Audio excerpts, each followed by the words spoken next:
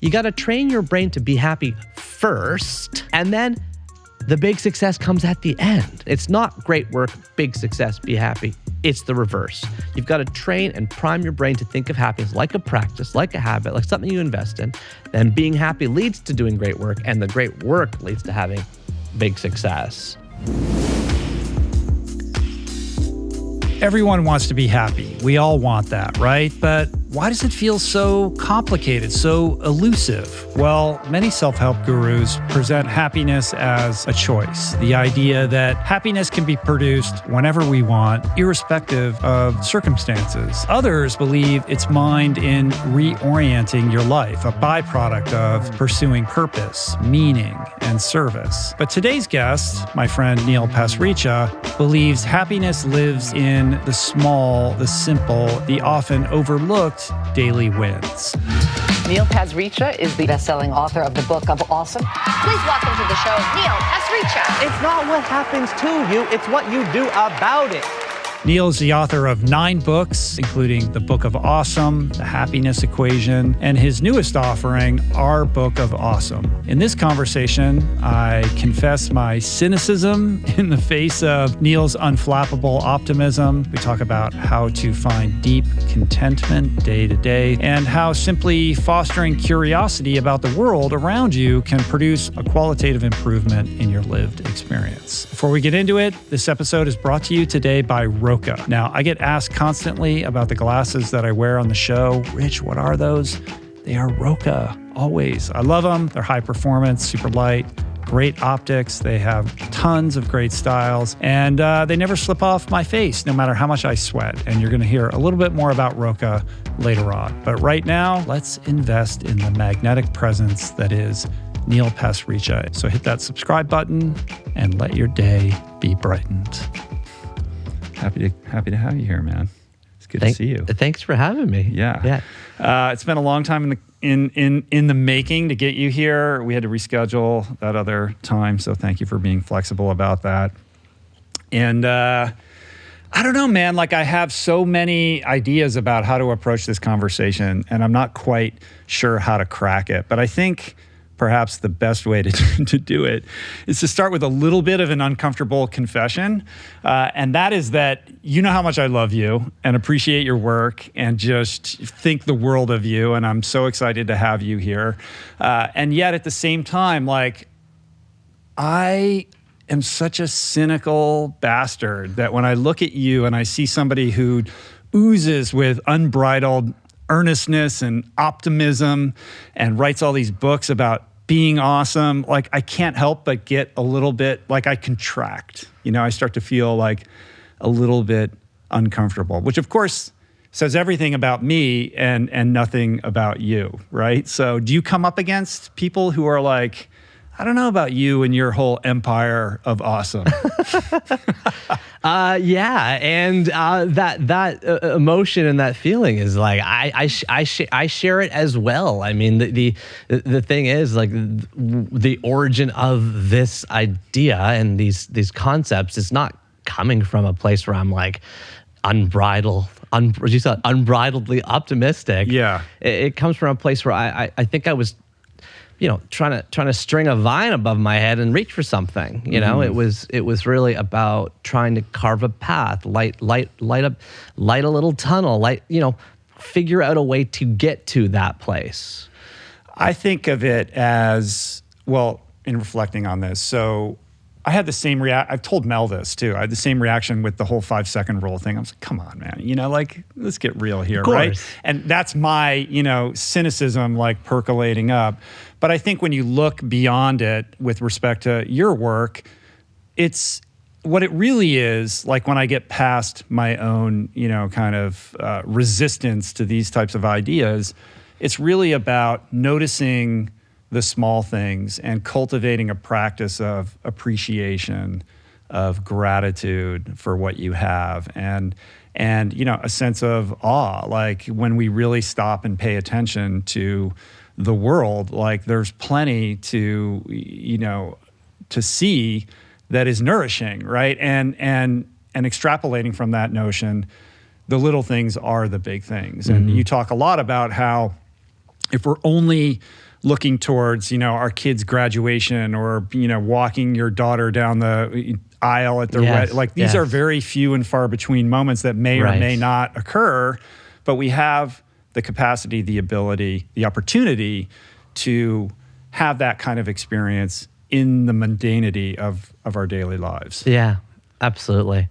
I think I met you, 5 years ago? And at the end of the couple days we spent together, I said to you something like, Rich, thank you so much for your words. They're so beautiful. I love the way you speak. And you looked at me and you're like, I feel like I want to run away from you.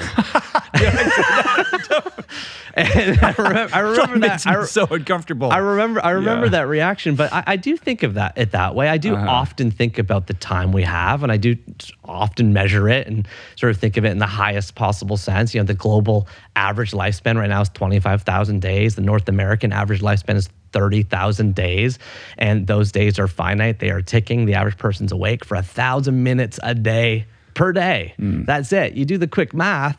That's why that there's so much resonance with the Oliver Burkeman book, 4,000 Weeks or whatever it's called. It's because it just paints such a finite portrait of what we have.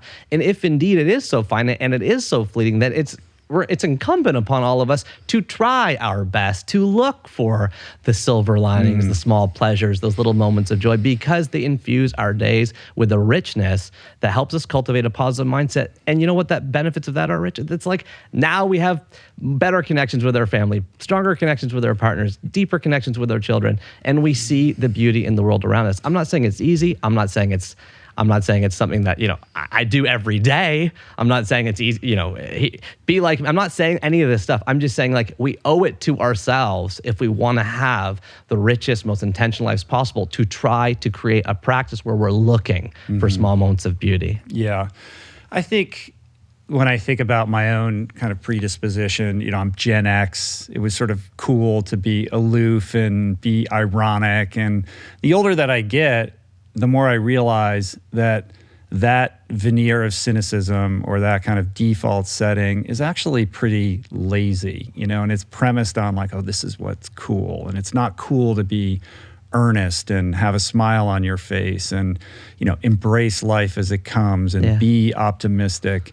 But actually, and those things don't come easy to me. Like I can experience them, but I only experience them in fleeting moments, or when I'm really intentional about like trying to cultivate it in my life, which is what your work is all about, right? So again, back to me being the douchebag and all of this. No. Not a douchebag, and not pull back the judgment. I mean, you got an amygdala in your brain, man. It's secreting fight or flight hormones all day. It's looking for problems all the time. It's not just you, it's all of us. We're oriented to looking at things that way. I don't know if it's Gen X, it's how much it is like when you get a blood test back, you're looking for the high cholesterol. We all are. When you get a math test back, you're looking for the one you got wrong. I mean, I read your memoir, and I know that the sort of studious, like, the academic side of you that was in there. It's like, there's a biological part of this too. We're all oriented towards looking for problems because that's how we've survived so long.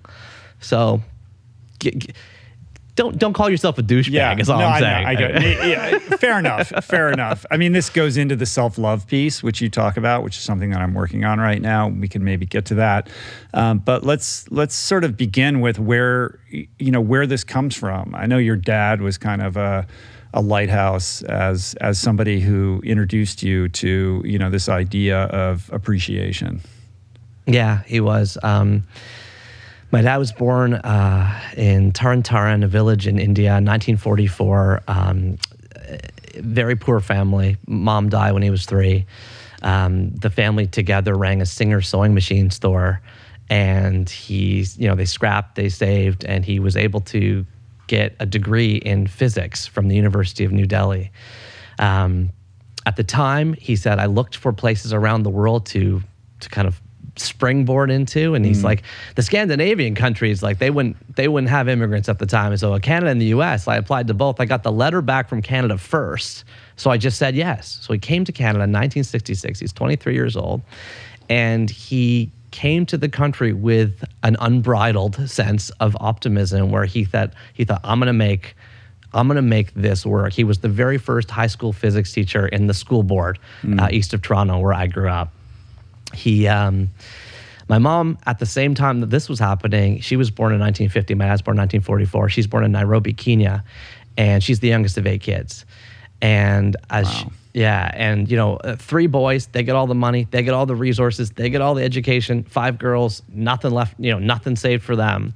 But my mom wrote an exam that everybody in Kenya wrote when she was 12, and she got the top mark in the country, or one of the top marks in the country. So she was whisked off to Kenya High, a boarding school with, as she calls it, with the rulers, with the white majority, the white minority. And when she was a teenager, graduating from there, her dad passed away. Idi Amin was the dictator in nearby Uganda, and so the family was trying to get out of there. But the way you get out of there was typically through marriage. And her family, which was wealthy, lost everything in the India-Pakistan partition. Wealth being held in the form of jewelry and real estate. Wow. So they went from very rich to very poor, which worked out perfectly for my dad, who was poor, because then when my mom got out of East Africa and went to England, my dad went back to England one summer as a teacher. They got the summers off. They were introduced. My dad performed the hamburger test, which you wouldn't like, but he ordered 2 hamburgers and wanted to make sure she ate it so that he didn't marry a vegetarian. 2 weeks later, they got married because she ate the hamburger, Rich. So 2 weeks later, their second date, I wanted to argue with that. Their second date was their wedding. The ultimate litmus test. The ultimate marriage material confirmed. Look, at the time, it was just what am I going to be eating for the rest of my life? My parents got married. 2 weeks later, they come back to Canada, and they sort of thump land in Oshawa, Ontario, a suburb of Toronto, where my sister and I are born. So that's the background story of kind of how it came to be. And for me, I had a very comfortable childhood. Mom's an accountant now, working at General Motors. Dad's a teacher, teaching math and physics at the local high school. And I was a minority, that's for sure. It was all white. I had very little cultural exposure because we didn't grow up in a place where there was Indian restaurants or clothing or temples or anything like that. And I had a pretty cozy, quiet, comfortable childhood until I started hitting the rocks, in my 20s later on. Right. And what kind of student were you? I would describe myself as studious, straight A student, working really hard all the time, especially in the sort of, the classic Indian subjects of math, science, chemistry, physics. It was always a problem if I came home and there was 2 questions wrong on the math test, and we'd sit down at the kitchen table with no pressure. There was no violence. There was no screaming, but it was let's review those questions until we get them right. And so I would say that the vast majority of my faculties went towards academics. So I was not, the extracurriculars were playing the clarinet in the band and, drawing cartoons on the side, but I had no and an expectation that you would pursue a certain type of career path. Absolutely, be a doctor. Yeah, be a doctor. I mean, it's the most stable, highest paying profession. That's the best marketed to other eligible Indian bachelorettes at a later date. Right. And the sort of fallback plan to being a doctor was the Indian number 2s, which are lawyer. No offense that you're number 2. Lawyer, engineer, dentist. A practical, high salary, stable job. And that was always the expectation. And that's certainly what I saw, growing up and going to other Indian families' houses. Everybody else was a doctor. And I once said to my dad, this is interesting probably as a side note, I said, Dad, why is every other Indian family's dad a doctor? But you're a teacher. And he said, when I was deciding what to do in India in the 1950s and 60s, doctors and teachers got paid the same. Interesting. So it was on parity at that time. At the time, no at the more. place, it was the value of education and health was the same. He's I guess I just Right. picked the wrong one for this culture. Although that plays into one of your kind of tenets that you talk about, which is everybody is paid by the hour, right? So when you look at the hours of a lawyer or a doctor or Yes. a management consultant or an investment banker, at least in the early years of that career path, and balance that out against, a teacher and their 40-hour work week and their unbelievable amount of, vacation time, it all kind of balances out the same economically. I have a table in the happiness equation that's got me more hate mail than almost anything else, especially from teachers, unfortunately, where I show that, a Harvard MBA making 120 grand out of grad school makes $28 an hour when you factor in how much they work. And so does a teacher when you take into account the summers and so on. And that gets you a lot of hate mail from teachers. But sure. But it also doesn't take into account the trajectory of somebody who's on that management consultant or investment banking path. It's like, yeah, sure, your first year salary is this, but it quickly escalates after that. The hours probably stay the same. Yeah, I know, but you could argue also the other way, if I think about my dad specifically, is that the amount of time he had before and after school, I mean, he was the one that was picking us up. He was the one that's taking us to extracurriculars. My mom would get home at 5 or 6 or 7, and my dad was like the parent that was present, and especially in the summers. And so, what's that worth in the model? Sure. It was priceless for us. That's a question around values. What are you prioritizing for? What are you aiming to optimize for in your life? Is it, economic security or wealth, or is it, having a robust, intense relationship with your children and your family? And those two things come into conflict when, you're contemplating your career trajectory. Absolutely. And it's kind of an eternal question. I mean, can you have it all? How do you balance it all? How do you make it all work? How do you measure a life? And these things fold into what I think about all the time. Right. And then working our way towards what you do now, I learned a couple of things about you that I didn't know in the research. One of which was you, if this is correct, I assume it is, you moved to New York City and you were like a comedy writer for a while? Yeah. I didn't know that. Yeah, so basically I graduated from high school in 1998, and I went to Queen's University and I took a Bachelor of Commerce degree, so business degree, 4-year degree. And I pretty quickly learned, and this is, similar to what we were talking about before a little bit with you, it was like, I have this artistic impulse that was on the side, and Queen's University happened to publish the only weekly comedy newspaper in the country called Golden Words. Right. And so pretty quickly, my 20 hours a week, my pretty light load for business classes, was dwarfed by the 40 hours a week I was spending at this weekly comedy newspaper, writing articles, submitting articles. It was at the time, newspapers in the late 90s, there were 30, 40, 50 pages coming out on a weekly basis. It was a big production with a lot of people, a 20, 30 person staff, and I loved it. I was so fulfilled, intrinsically motivated to spend time with funny people trying to craft things that were funny in print, right? And so that took me up over the 4 years through a trajectory that was tangential to my commerce classes, where I was, becoming the business manager of the paper, becoming an assistant editor. And then in my last year, I was a co-editor of the paper. There's always 2 editors every single year. They typically didn't want it to be outside of the engineering faculty. So it was me and an engineer named Mike Jones, a good friend of mine. And that summer between 3rd and 4th year, I sent applications around to any place I thought would want somebody who had now a little portfolio of funny articles, right? I tried to research, where do the Harvard Lampoon people go? And I applied to Uncle John's Bathroom Reader in Ashland, Oregon. And they're like, you can come here, we can pay you $10 a day.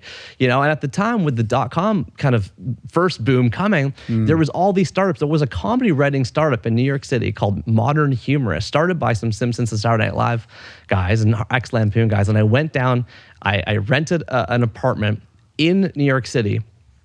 Really, really crazy story how I found this apartment online. I go up to this apartment the first day. It's a Brazilian vegan chef, and she's leaving for a month. So I've subletted her apartment for a month. And she says to me, hey, you might get some weird knocks on the door here. You might have some people coming by. It's because the person who bombed the World Trade Center in 1996 used to live in this apartment. I was like, what are you talking about? She's like, it's a Murphy bed. It comes out of the wall. You'll be sleeping in this bed. In that very apartment? The very apartment that I rented. She's like, I gotta go. I'm off to Brazil. But just so in case you get some weird knocks or some funny mail, right? That's what that's about. And the neighbors then told me, I'm 21. I'm in the new FBI city. drops in. Exactly. Yeah. And by the way, this summer I was working in New York, Rich. In this story, it was summer of 2001. Okay. Oh my God. So I now take the F train every day to go from the Lower East Side over to Brooklyn, where I'm working for this comedy startup. I'm making $10 a day. That's my stipend, however you say it. I get it's $10 a day, and I'm writing articles, but now I'm writing it for money, for deadlines, and the extrinsic motivator killed the passion for me. It was like, oh my gosh, I love doing golden words at Queens. It was intrinsically motivated. I was writing with people I loved about what we wanted to talk about. It was so fulfilling for me. And as soon as it became write 800 words by 5 p.m. about getting dumped for Cosmopolitan, that was like extrinsic guidance, and it really killed my love of it. And there's a lot of research on intrinsic versus extrinsic motivators. Yeah. We could talk about it if you're interested. Teresa Amabile at Brandis, now at Harvard Business School, James Gambarino. There's great studies that say when you're doing it because you want to, you're way better at it. You do it for longer, you care way more. So the love of the comedy writing dissipated there. Okay, like I didn't like being directed and told for the money and the guidance, and it was the antithesis of how I was writing at Queens. And then when I come home at the end of August, 9/11 happened, and it just rung home to me that I was literally left a month before. 9/11 Yeah, well, less than 2 weeks. And had you stayed, you would have been living in the apartment from the prior bomber. Yes. I mean, you would have definitely gotten a knock on the door. Yes. Yeah, it was. That's crazy. Yeah, and especially and just thinking about how young I was too. Like I was also just generally overwhelmed with being in New York. Yeah. Like the buildings were it was so loud. It was so busy. Like my skin felt like it was sensitive just being outside. Never mind that experience on top of it. But even with that realization that it wasn't for you, in retrospect, because looking through the rear view is always 20/20. Yeah. It seems to me, it strikes me as an experience that was probably very, kind of fundamental to the person you later become. Like you were in a writing boot camp situation where you had to be churning out a lot of written material. So when you decide you're going to write a blog post every day for 1,000 days and then ultimately go on to become this author and write 9 books, like that was pretty good practice for just being in the flow of like, creating every single day, even if it was kind of, denigrated by external factors. Yeah, and I went to denigrated is an interesting word. Or just dampened, your enthusiasm for it dampened. Well, what I came to realize was the question, there's a question I always ask myself when I'm doing anything, which is now, would you do this for free? Would you do this for free? When I was writing for Golden Words, we were all getting paid nothing. The sort of real newspaper on campus, the Journal, they paid everybody. The editors got paid. Everybody got paid there. This was like, we were the same circulation, but we were not paid. And so I've held on to that so much so that flash forward to my 20s, after I go through a divorce, after my best friend takes his own life, after I decide to try to put my mind in a positive by starting this blog called 1,000 Awesome Things in my late 20s, after not writing for a few years. That's why I decided not to put ads on the site, not to monetize the thing. I thought, let me try as best I can to preserve that original feeling of writing when I want, the way I want, without having length limits. If I miss a day, I design it so that it wasn't like there was going to be I wasn't going to get like problems from an advertising company saying like, hey, you're not posting frequently enough for the beer company or whatever it is. And so I've held on to that, probably to my detriment. Now talking about to the point where I now don't put ads on all my stuff, and it's like now it's a problem the other way. But I've just held on to the idea that in order for work to be its purest creative form, I like the idea that I need to think of it as something I would do for free. I hold on to that question because I mentioned Teresa Amabile earlier. I'll just say, you did the study at Brandis University asking people to come up with silly collages. Some people were told they were getting rewards for the collages. Some people were not. When they asked independent judges to evaluate the collages, guess which ones were more creative? The ones that were not told they were getting a reward. They were more creative, right? James Gambarino did the study that has like, I think 11-year-old girls. Can you tutor younger girls? Whether it's piano, math, whatever. One group of girls was told they were going to get a movie ticket for doing it. Spend half an hour, you're going to get a movie ticket. The other one was not told that. The ones that were not told that they were going to get a reward spent longer, took more care, and had the people that they were tutoring did better at the end of it. And so I really hang on to this intrinsic versus extrinsic motivation as a bit of a guiding tool for me. I'm not saying it's perfect, but it has become something that I hold on to because of that original Golden Words versus modern humorist experience. Yeah, it's it's really important to think about those things. And it's something that I spend a lot of time thinking about in the context of like doing this thing that we're doing right now. Like I started it 10 years ago. I did it for the love of it. I did it for a number of years without, not only did I not make any money doing it, it didn't occur to me that you could.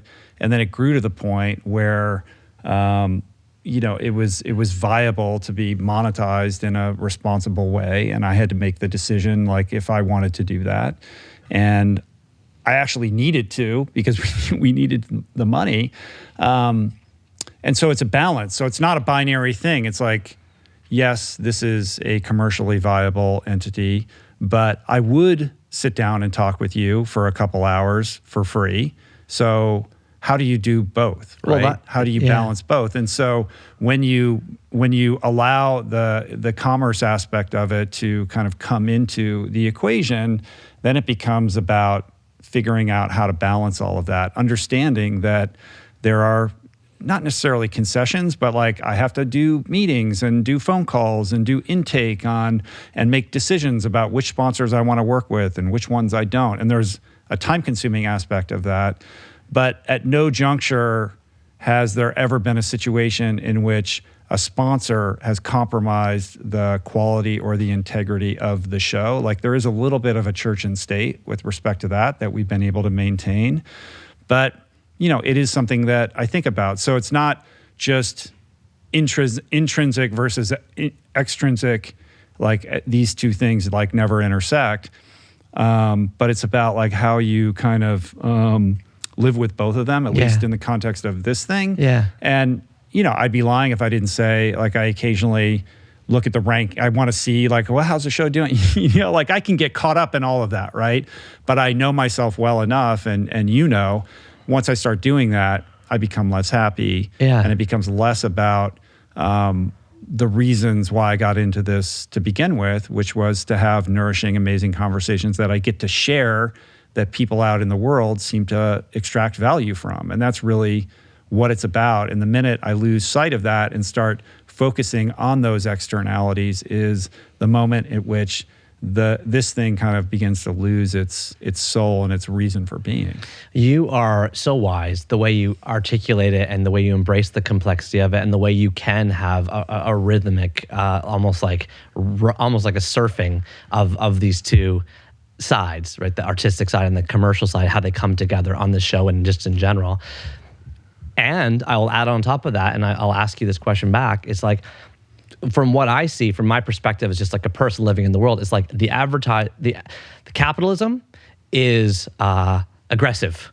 Mm-hmm. And it will want the front of your podcast. Then it will want the middle of your podcast. And then, then it will want pieces of, and I don't mean your podcast, but just it wants our mind share. Totally. And so what guiding principles do you use from now into the future? Because, we've had conversations over the years where like elements that were sacrosanct, I think to use your word, it's like there's a constant aggressiveness to this late stage capitalism that we're part of, and that it's getting more difficult as a consumer, and especially, I'm assuming, as a creator, to try to balance the demands of those capitalist forces with what you're trying to produce artistically. Yeah, it does get tricky. Like at some point, like imagine a scenario where, suddenly, podcasting is like this medium that everyone's like, and there are these big companies out there, Spotify and Amazon and Sirius and iHeartRadio. And for a minute, they're dangling like big deals out there. Like, hey, come with us and, we'll help you grow your show. But there are concessions that you like. If you do that, then suddenly they're going to be like, we need you to do ads for McDonald's or, and then the other iHeartRadio shows. So, or start inserting ads that aren't your voice, but are for products that you don't necessarily believe in. And then you find yourself thinking, well, at what price would I be able to sleep at night with something like that? So that's where it becomes like pernicious, and it kind of creeps up on you slowly. And then you wake up one day and you realize like, wow, like this isn't why I got into this, or, the heart and soul, the spirit with which, this thing, the reason why this thing became important to a certain number of people suddenly is lost in all of that. And then you have nothing. So what do you hold on to? What are the principles or do or do nots, or, because that must be tempting, not just for you, but just as a creator. Well, I mean, I think, people creating things in general. The truth, Neil, is that like we're doing great. Like we don't need to do any of those kind of deals. And we're in a very privileged situation in which we can pay our bills, and I can pay, everyone that you see here around in this room who works very hard to create something of high quality. And the more that I root myself in the love of it and the reason why I got into it to begin with, that curiosity, like how can I grow? What is lighting me up? Who are the people I really want to talk to? Not because they're big fancy people out in the world and I know if I have them on that I'll get attention or it will grow the audience, but truly like when it's coming from the heart, then I know I'm on the right path. And that's like kind of playing a long game. Like you're not hacking a system for the purpose of growth, and understanding that growth isn't necessarily the most important metric. Right. The important metric is making sure that you stay in love with this thing, because that energy, people feel it. Like they know whether that's true or kind of artificial, I suppose. And then making sure that what was I going to say? I lost my train of thought, but it had to do with following your curiosity, right? And it's about like making sure that you're nourishing the people who already care about what you're doing and not worrying so much about growth, right? Right. And that love that you say is not dissimilar to the would I do it? Would I do this for free question that I try to keep as a steering guide for myself. Yeah. If you could keep saying, I'll do this, I would do this for free, then that is a nice sign that you're doing it for intrinsic purposes at the end of the day. But there is so much extrinsic impulsing out there right now, more than ever. You talk about like, hey, like it used to be, the New York Times bestseller, once a week, you could see these lists. Now Amazon refreshes it constantly. You can get caught up in that. Charts, everybody's got, however many people follow them on all these social media. It's like all of that, is a distraction from the work itself. And, trying to stay connected to the purity of that is something that I feel like you have done an incredible job of. And it's not for lack of like intention. Like you've created all of these systems to insulate yourself from all of those impulses that can lead you astray, so that you stay rooted in like what's important to you, such that the time that you spend really is dedicated to the it's in line with your value set, and it's dedicated to the things that you care about the most. Absolutely, 100%. And a lot of the systems are designed because I've fallen off the wagon and I don't like the way I feel after I fall off the wagon. I mean, you start with the morning system that I have for myself, this 2-minute morning idea. Why every single day, Rich, when I wake up, and I know you do a morning pages thing yourself, but why every single day when I wake up, do I not check my phone? Do I not even, I'm staying in a hotel room last night to come here. The phone's plugged in the bathroom, right? I can't even have my phone near me because I'm so addicted to it. If I open up my eyes and it's right beside me, of course I'm going to check it. There's 12 texts waiting. There's 12 of these, there's 12 of that. So I have to start the day with this 2-minute morning practice. I grab a pen, I grab a piece of paper, or I use the yellow journal that you have there, but typically it's on a pen and piece of paper. I just say, I will let go of, I am grateful for, and I will focus on. And those 3 phrases, I'll tell you, they wipe a wet chamois across my mind every single day. And I think you got a special moment in the morning when you talk about systems and you wake up. It's like you're really you when you wake up. You haven't been jostled senseless yet by anything that anyone's trying to tell you. You got a really small window, because as soon as you touch your phone, even as soon as you look at a paper, as soon as you turn on the TV, it's something pushing its information to you. But when you're the most you, it's like right when you open your eyes. And so right when I open my eyes, the first thing I do every single day, I will let go of the worry I feel about how I'm going to perform on the Ritual podcast today. Like it's a gigantic podcast. It's a huge show. I'll write it down, right? I am grateful for, okay? And I'll say a bunch of things about my kids or the smell of my wife's neck I wrote today. Like I write little bits and pieces. The view out of this hotel room, what a cool view. I can see a ruddy duck out my window. A ruddy duck, by the way, currently breeding with the blue bill. It's a pretty special bird, Rich. And I could see one when I woke up this morning. It was pretty cool. And then I will focus on, you only got 1,000 minutes you're awake a day. That's it. 1,000 minutes, about 16 2/3 hours, the average person. You got to have one focus. Otherwise, again, the book Willpower by Roy Baumeister and John Tierney, it's like you got decision fatigue coming out our ears. We got hundreds of decisions to make a day. So if we don't write one thing we're going to focus on, we're lost. At the end of the day, you got nothing done. Those 3 prompts help give me one system. They're one system I use of many in order to help give me a fighting chance of winning the morning, and then the morning wins the day. So it's like just trying to get some of these little snowballs rolling so that they end up having disproportionate benefits, not unlike the habit work that's very popular right now. We're brought to you today by Roka. Glasses are not something you normally think about as a piece of performance gear, which, when you think about it, is kind of insane because you can't perform at your best if you can't see. Well, the geniuses at Roka basically rebuilt eyewear from the ground up. No matter how active you are or how much you sweat, these things never slip or fall off your face. They're super durable, they look awesome, and they've got tons of super classy modern styles to choose from. I've been rocking Rokas for about 4 years at this point. I love them. I'm a big fan of the Hamilton style in gloss black. That's this frame right here, as well as clear, or I guess they call them vintage on the website. And if you want to try them out for yourself, you can do that right now and unlock 20% off your order with the code RICHROLL at roka.com. Or you can click the link in the description below. Okay, back to the show. Jonathan Fields, our mutual friend, said about you that you are the freest and most rule-based person that he knows, right? And there's something interesting about that dichotomy. It's not that different from like Jocko Willink, who says discipline is freedom. Like there is freedom once you set up these rules. And when I hear you talk about all the systems that you create and all these rules that kind of drive how you spend your time and reduce that decision fatigue, I can find myself a little bit overwhelmed. Like, oh my God, like, how do you, his life is so regimented in that regard. Like it feels somewhat robotic. But then I realized like, oh, I have rules, like I don't like think about them or like talk about them in the way that you do. But I do have certain like rules that drive my decisions that make my day kind of flow in a certain direction generally. Like what?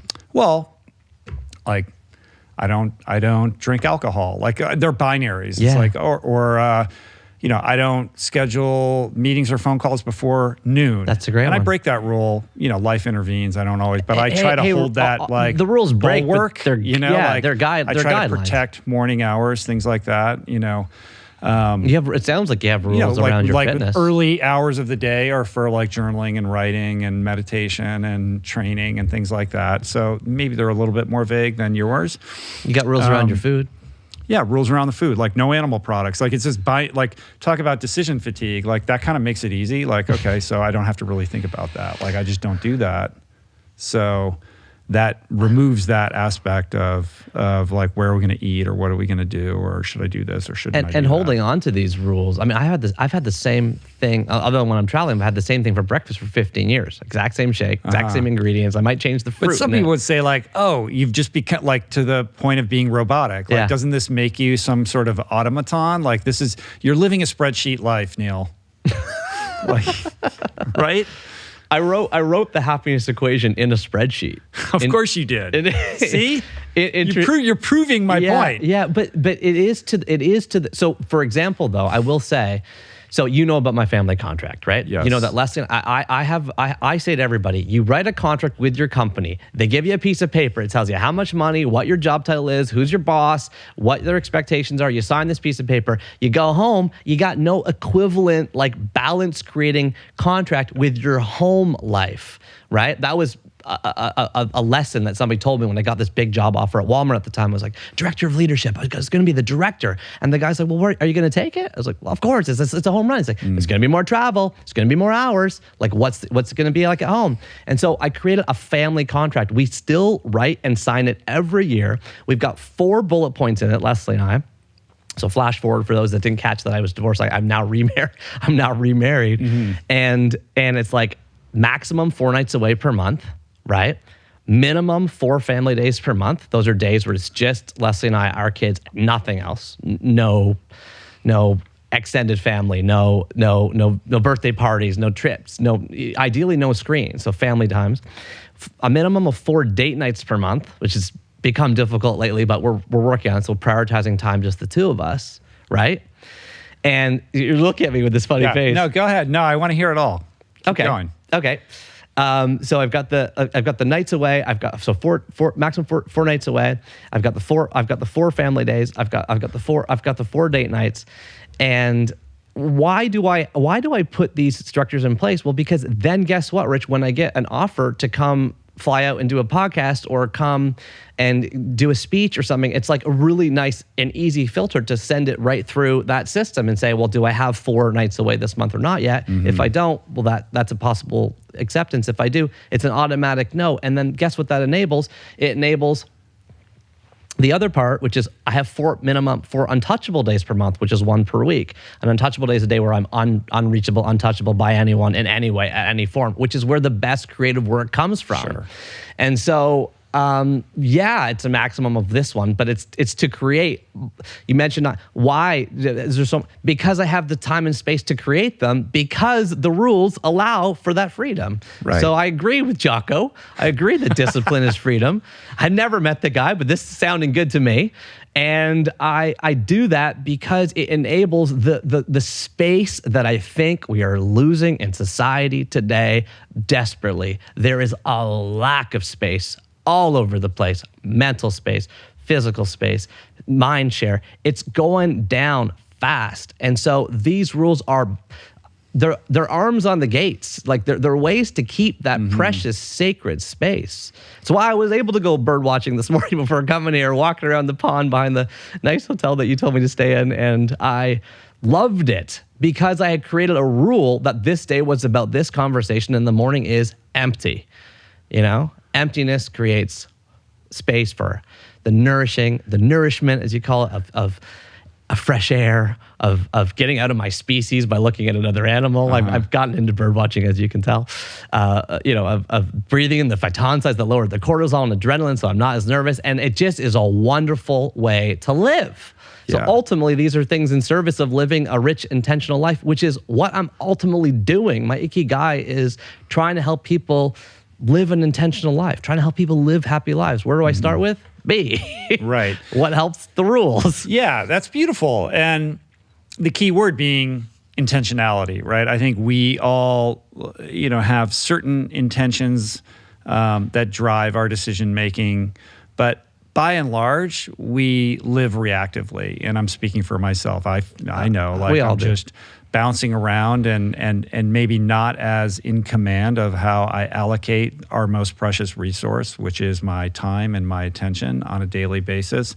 And those rules really help drive the decisions to make sure that you're valuing that precious asset and then deploying it as effectively, strategically as possible to move your life in the right direction and to honor those things that you are clear that are the things that you care about most, right?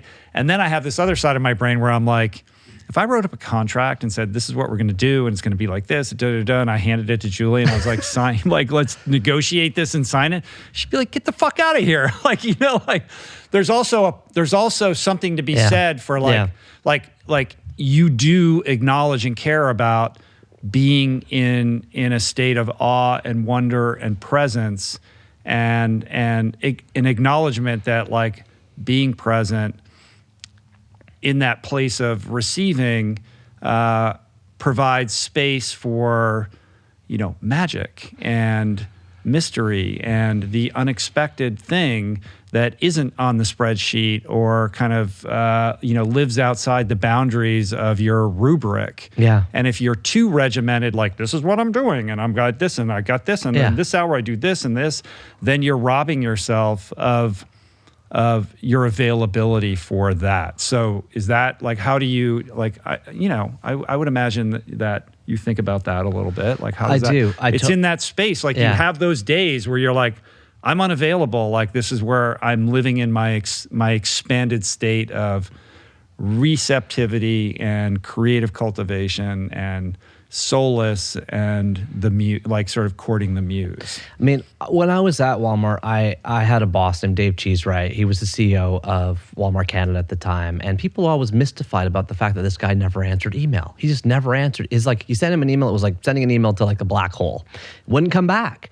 And people were always like, he can do that because he's the CEO. But what they were missing was the fact that, no, he's the CEO because he did that all the way up his career trajectory. There is something about figuring out the right way to decide what to do before you have to do it each time. For me, it comes down to a 2x2 matrix that I've designed called the time versus importance matrix. I think every decision that comes to us, Rich, takes a certain amount of time and it's of a certain importance. If you think about time and importance, like let's put time on the y-axis. Low, high. Let's put importance on the x-axis. Low, high. Anything that takes a low amount of time and is of low importance, we should automate. We should not think about. It's low in time and it's low in importance. So I wear the same thing for every single speech that I ever give. I wear the same shoes, I wear the same jeans, I wear the same shirt, I don't think about it. It's an automated system. Same as my breakfast, okay?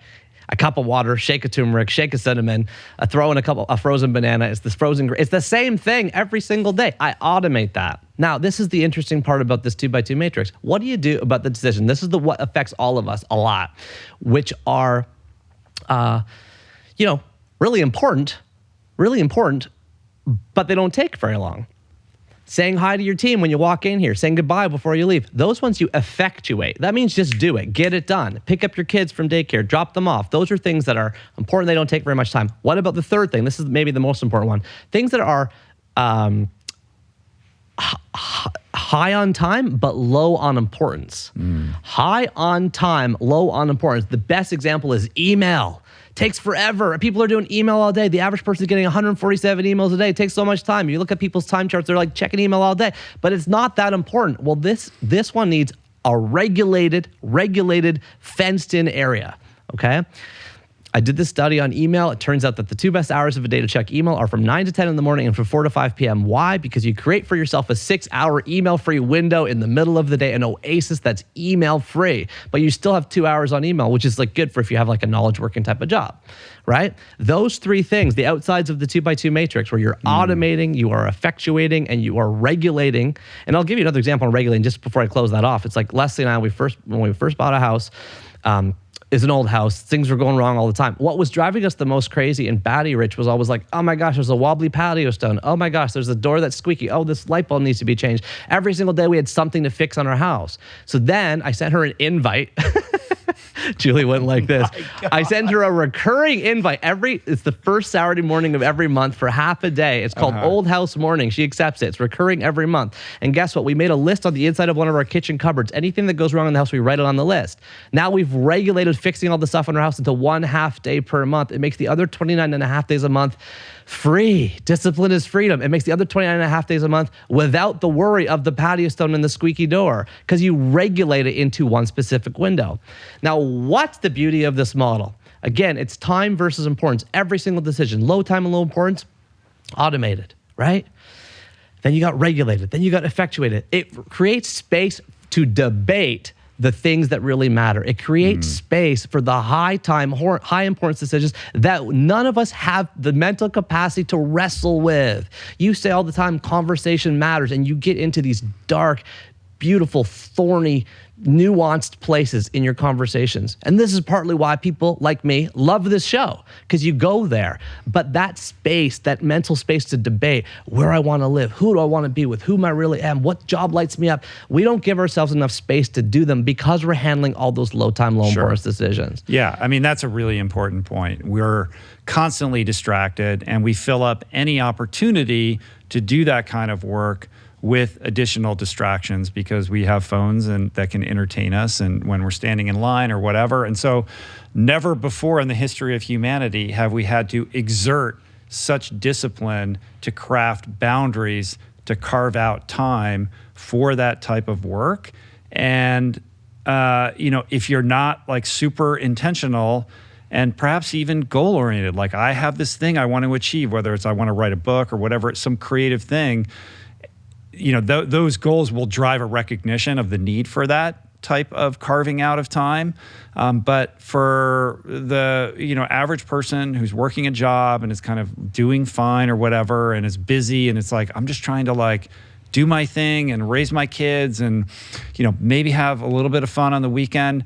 It's harder to say like, hey, like they don't have this situation where they're going to be able to carve out a day, off their phone where they're going to walk around Toronto and just think deep thoughts. Right. That's you have a life that affords you that because you've made certain choices and you're a writer and this is what you do. But how does that impact like the average person? Like how do they think about how to craft their own version of what you're talking about that is functional in the construct of their current situation? Absolutely. So there's two things there. One is I will say I do get all the time. I was like, you could do this because you're a writer. No, and I do argue back. Yeah. I am a writer because I make the space. Having said that, I also worked at Walmart for 10 years. 10 years, a corporate job, office job. I was working in leadecamping development. Well, tell the story because like we haven't even gone into that. I mean, we kind of left off with you decamping New York City right before 9/11. But the other thing I didn't know about you, Neil, is that you went back to Toronto and then you owned a Quiznos franchise. Yes. This is true. This is true. Right. Yeah. There's a lot of missing pieces. Before going to Harvard Business School. Yes, that's right. Yeah, we're filling it all in today. Okay, so just because I don't want to lose those people that are like, wait a minute, he didn't answer the question. I know. Maybe we don't like. Maybe we could park that. But I'll go back. I'm happy to go back into that. But I'll just say untouchable lunch. That's what I was going to say at Walmart. We all went out for lunch. We go to the sushi place. Everyone takes their phone. At the time, it was Blackberries. Everyone takes their Blackberries. We cram into the back of someone's Toyota Tercel. We all go for sushi. People are checking their phones and their Blackberries for work the whole time. What's the boss saying? Is the boss texting me? Do I need to rush back? I got this meeting at 1 o'clock. It's 12:58. We got to rush back. Just try. There is no lunch break. That's what I'm saying. You're making. That's what I'm saying. Practice an untouchable lunch. Practice leaving the phone on your desk and walking out of the building for 1 hour. That's the practice. The practice is just, can you do without a phone for an hour? Can you walk in the path down the street from your office just to practice an hour? If you can do that, then let's see if you can do some tradesies with your boss, with your coworkers. Say, I'm going to take one afternoon to be untouchable. I might work at home. I might work wherever. You don't even know where I'm going to work. Let's see what happens. And if you come back Wednesday morning and you've got some good ideas, this is the way to sell it back into your boss. He's like, hey, why don't you try that too? We'll take a half day off a week where we each try to this untouchable time. So I just want to say, for those that were kind of latching onto your question here, let's just baby steps, baby. Just start small.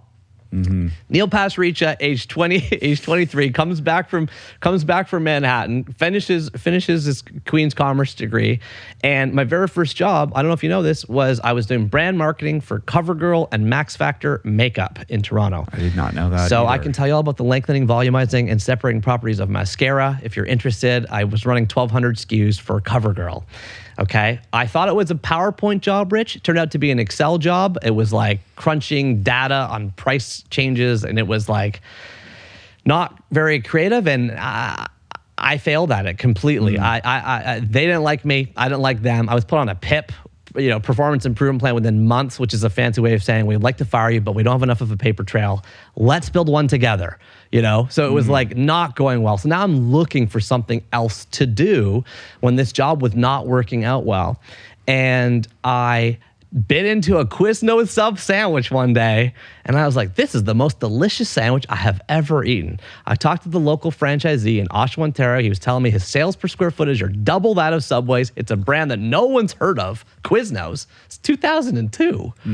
And so I teamed up with my dad, took a big loan out of the bank, and I bought a Quiznos sub franchise at age 23. And I was the owner, operator, manager, lease signer, hiring a whole team of teenagers to work there. And I ran a minute through the oven for some warm toasty leaven, Rich. That was our slogan. We put it out on a big sign, and we sold mesquite chickens and black Angus steaks and delicious veggie sandwiches with guacamole. And I absolutely loved it, and it lost a ton of money. Really?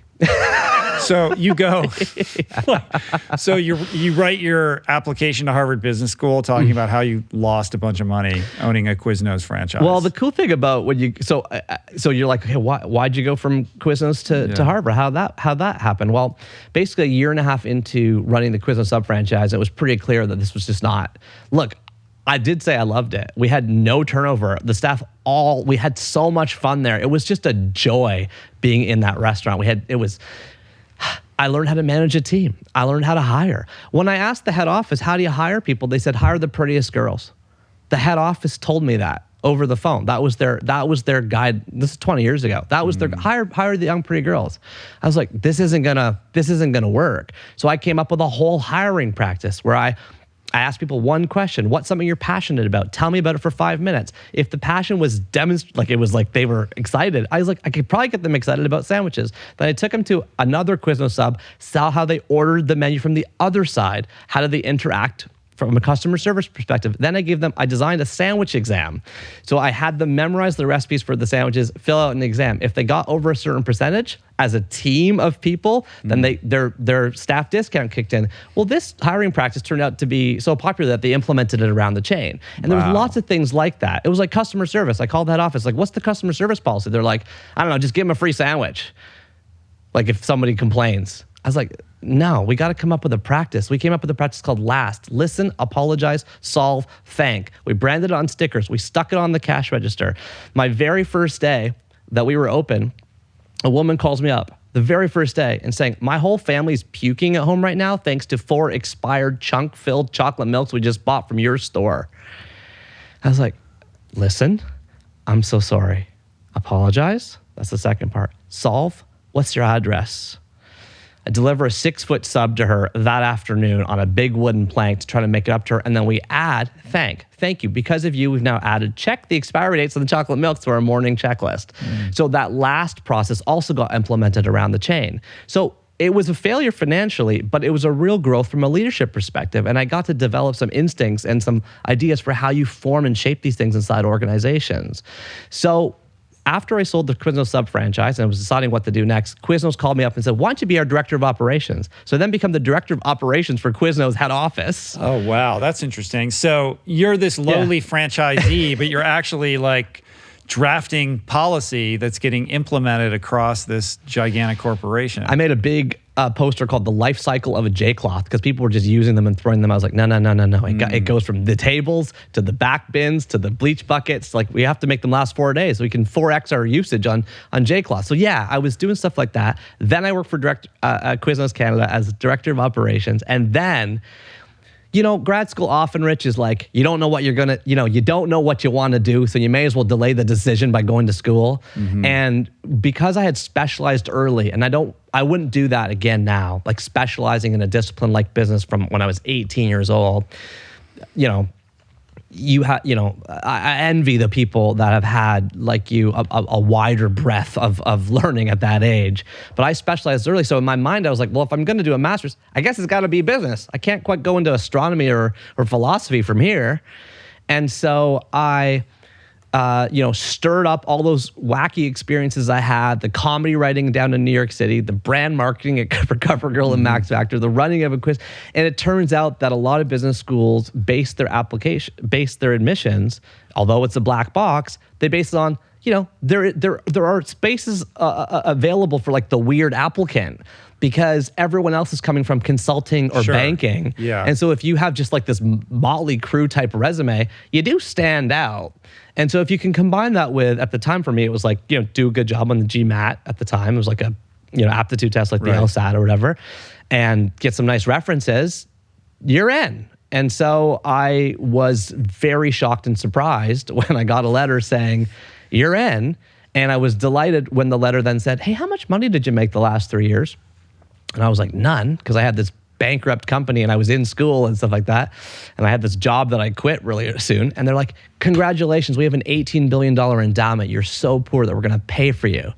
So wow. I wasn't expecting that. So then I also got to go there, and they covered it, because when you go to undergrad, they ask for your parents' tax returns, but when you go to grad school, they ask for your tax returns, because now you're an adult. So you got your Harvard Graduate School education subsidized through scholarship. Massive amounts of lucky breaks all stirred in there. Yeah. Yeah. And then you go, you have that experience, and you end up not going to Wall Street or the management consulting route, because you end up at Walmart, not in the front of the store greeting people, but in the back office. Well, because the fellowship I got at Harvard was called the John MacArthur Fellowship, which was the dean of HBS, of Harvard Business School, from 1980 to 1995, was a Canadian guy who set up this scholarship for all Canadians who made less than a certain amount of money to get a free ride.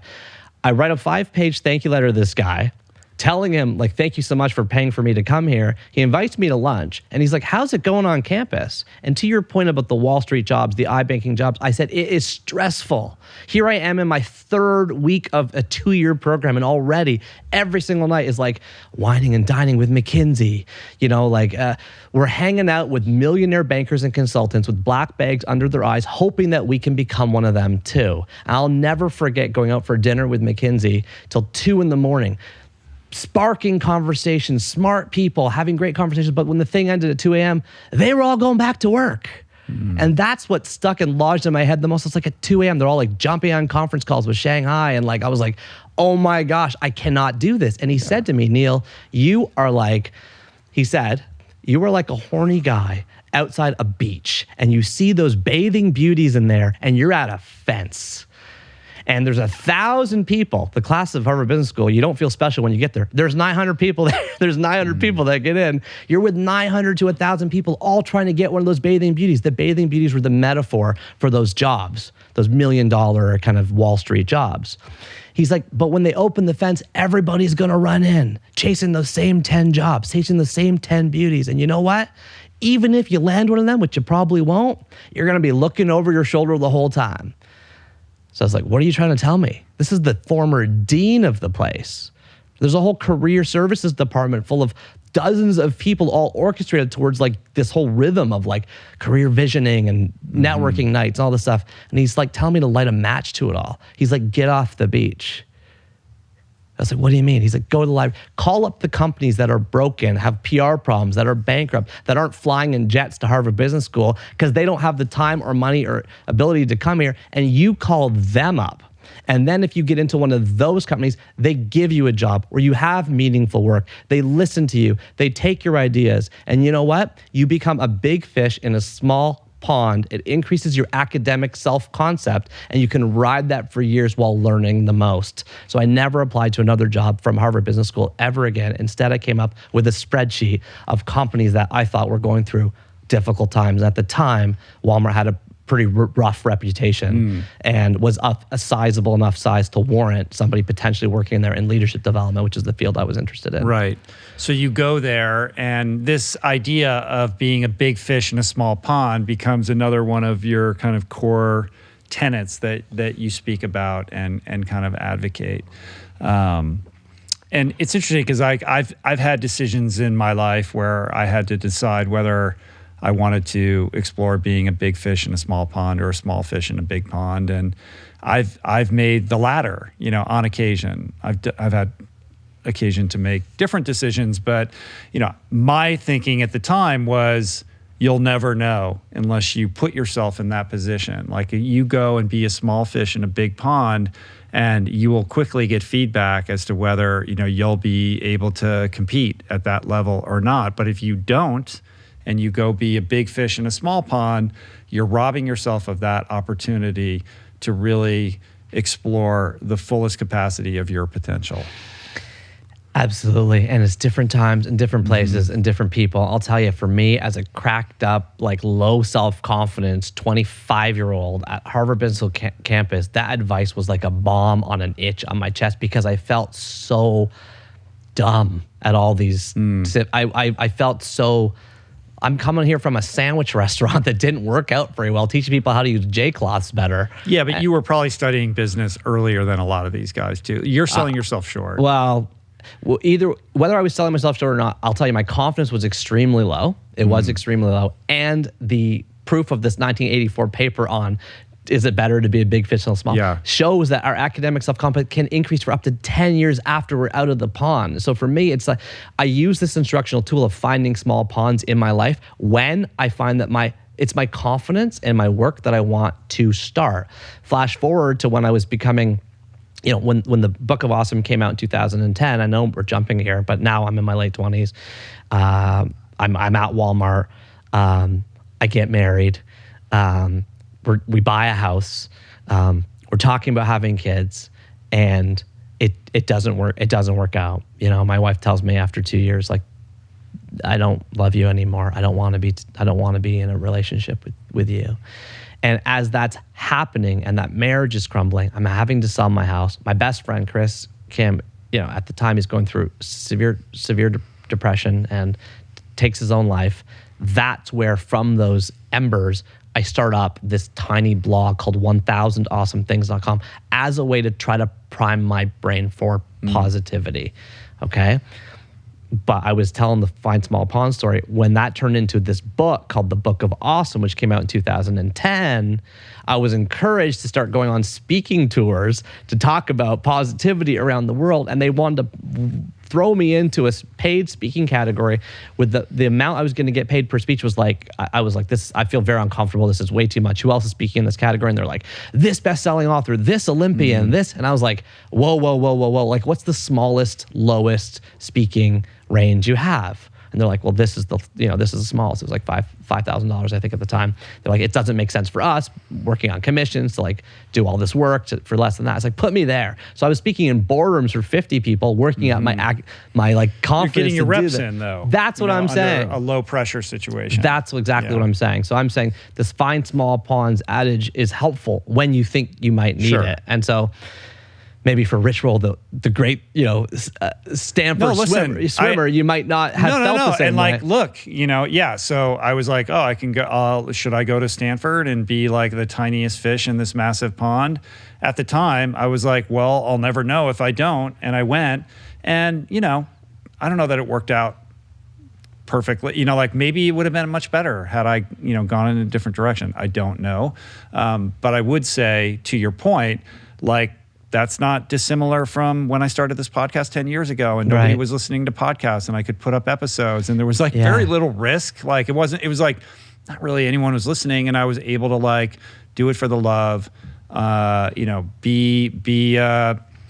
know, was podcasting like a small pond? I guess it was at the time. At the time. I could be not even a big fish, like a small fish in a small pond. And, work it out and figure out, what my thing was. And then it kind of grew around me organically. But I do see the value in, of course, like, putting yourself in a situation to succeed, especially if you feel vulnerable or whatever, to boost your confidence in a real way, not in an artificial or manufactured way. Yeah. Yeah. And once again, you've added the layers of complexity and nuance that are really good below my little trite kind of Your zingers? My zingers. I'm like, find small ponds. You got a lot of zingers. But where were we before that? I don't even know. But we were talking about, you going to Walmart, being at Harvard Business School, starting the blog, doing it out of, like, when I think about that story of you going through the divorce and suffering, the loss of your friend and being in this kind of dark place, having this job and having your kind of needs being met, but having this desire to, process these challenging emotions, try to find a way to grasp onto something that had light attached to it.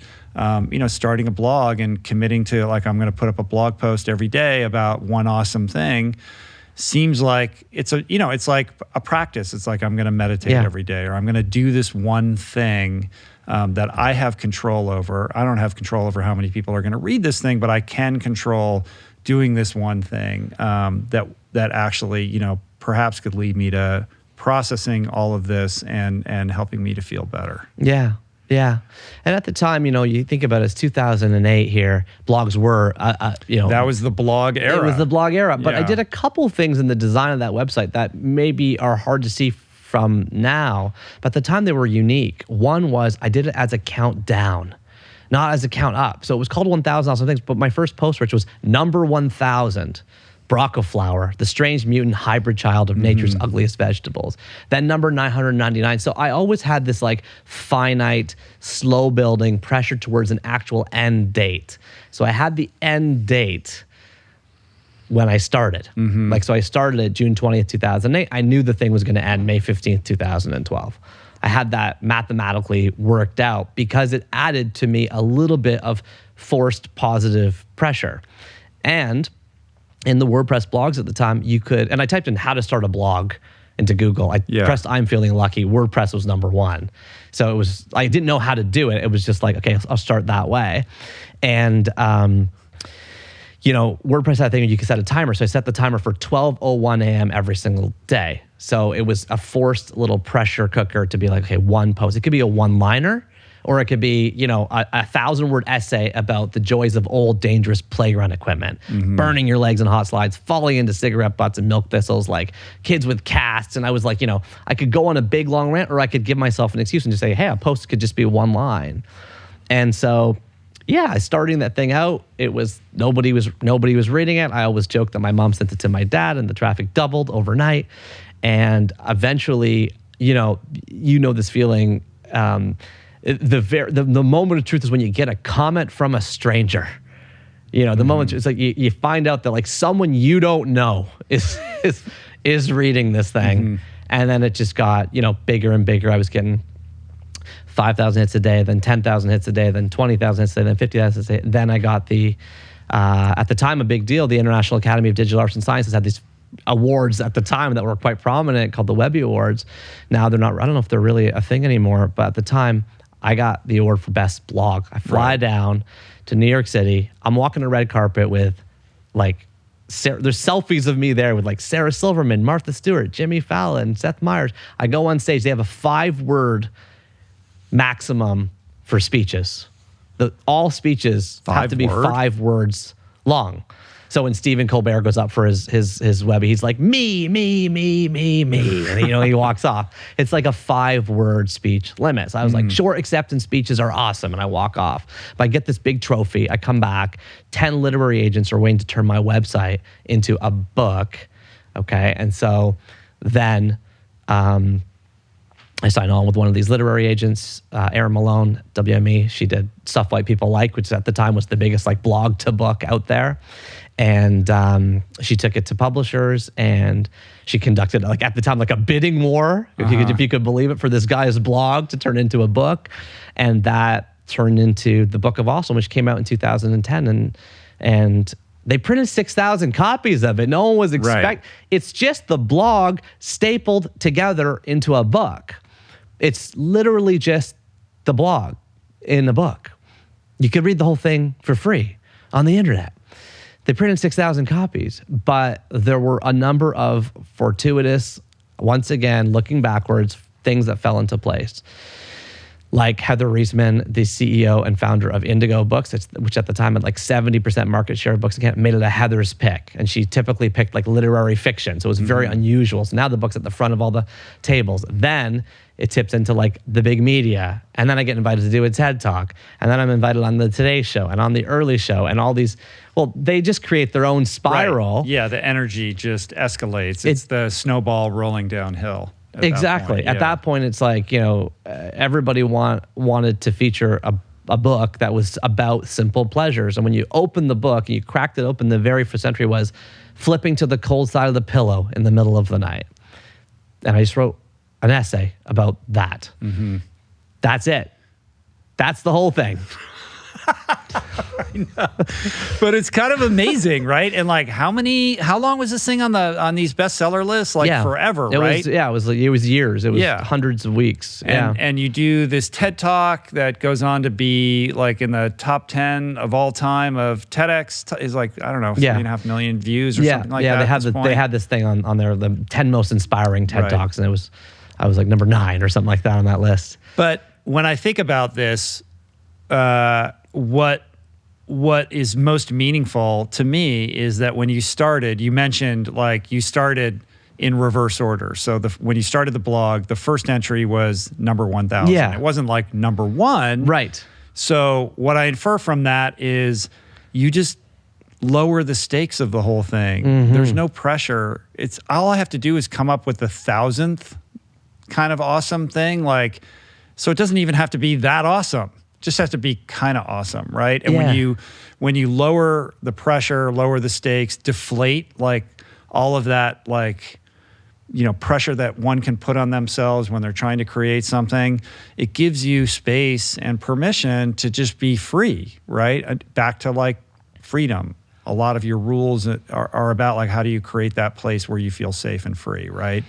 And I know that in my own work, like, I have to do that. I have to find ways of doing that for myself because I'll put it has to be perfect. It has to be like this. I suck. I'm terrible. The only way I can kind of do anything is when I find a way to let go of all of that and like be like, it's okay. Like, this is your time to suck. You'll edit this 1,000,000 times before it goes out. Like, just be sucky right now. It's cool because everything that I've been able to create has started out as something terrible. And, you know, communicating, which is what you do,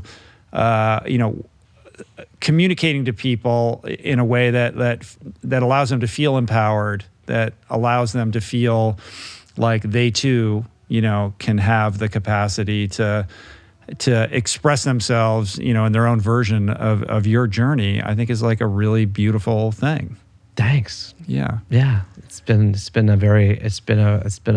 a lucky and wild ride. And beyond anything that your rules and your spreadsheets could predict, right? This goes back to like the mystery and the magic of all of it. It's like, all I did was like, you know, start this blog, and not for nothing, you didn't quit your job. Like, you were doing this while you were working. Like, you didn't quit your job until like way late into this whole thing, right? As you're having this experience of becoming more and more, you know, well-known for the creative things that you were sharing with the world while having this job at Walmart the whole time. I know. And it was really hard to let go of that job because as we mentioned like a long time ago, it was like the goal was to be a doctor. And if it wasn't going to be a doctor, it was an engineer, it was a lawyer. And if it wasn't going to be an engineer or lawyer, it was at least going to be like an income. It was a salary. It was like benefits. You know, there's that Nassim Taleb quote that the 3 most addictive things in life are sugar, heroin, and a monthly salary. You know, it was like, I was like not going to leave that for this. What was this? Like a book on a bestseller list that like, yeah, sure, it pays some royalties today, but like, that's a 15 minutes of fame thing. That's not going to last. That can't be a viable career. And so for 8 years, 5 books, 200 speeches, I was at Walmart the whole time. And big kudos. You wrote 5 books before you left Walmart? Yeah. I didn't know it was that many. Yeah. Well, this is big kudos. That's kind of insane. Well, it's big kudos to the organization because, you know, I went and spoke to, you know, the head of legal because I was like, I think I'm like, am I breaking the rules here? Like, I got this thing on the side. I got this blog and this book, and they're like, well, what's it about? And I was like, well, it's about like small pleasures, like flipping to the coast. They didn't even know? Well, because at some point, like you're on the Today Show, like they're you know, like they know what's going on. Yeah, they know what's going on. At the same time, it was like I had to, if anything, Rich, I had to like make sure that I doubled down on how I showed up at work because it would be too easy for the person that's just not there on Fridays to be like off on the TV show. So I had to like double down on work. And by the way, for 4 of those 5 years, I was the project manager of the CEO.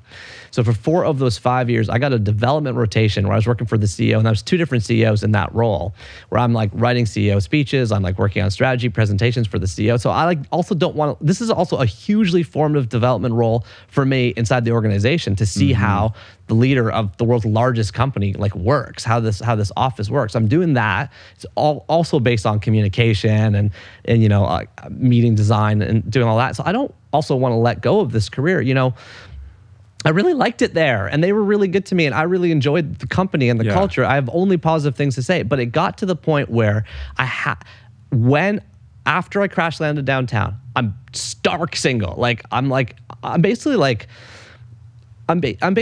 coming home from work, getting takeout from the vegetarian restaurant that's underneath my downtown Toronto, bachelor apartment. And I'm sitting at my computer in front of a glowing screen from 5 p.m. to 2 a.m. every single night doing a second entire job, which is writing this blog, writing the books, answering media inquiries and all that stuff. So when I show up to the dating world, it's not a pretty scene. Like, I am showing up to like online dating sites now, like a year into this after the divorce. And I'm like, there's this guy in front of you. Imagine he's lost 40 pounds. He's rail thin. He doesn't know how to talk. Like I'm like doing all this stuff online. I'm basically like an internet hermit. You know, I'm coming out of my shell. So the dating scene for that first year were just like bad. Like I didn't go on a second date for over a year, and I had a lot of first dates, and I liked a lot of those people, but none of them manifested into anyone ever giving me the 3 dots back when I texted them after the date. It was like I was ghosted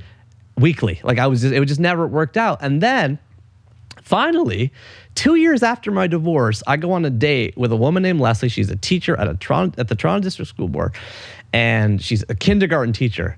So I'm like trying to make plans like late at night. She's like, I go to bed at 8. Like we're gonna have to have like something early. So there's a woman on the floor that I lived in this bachelor apartment. And it was her friend, and so we hit it off. There is chemistry, and I completely scared. I've never told this story before. I completely scared her off because I flew the next day to go to the Olympics with the CEO of Walmart to like do some stuff we were doing at the Olympics. And I sent her a text message that was like, I really like you.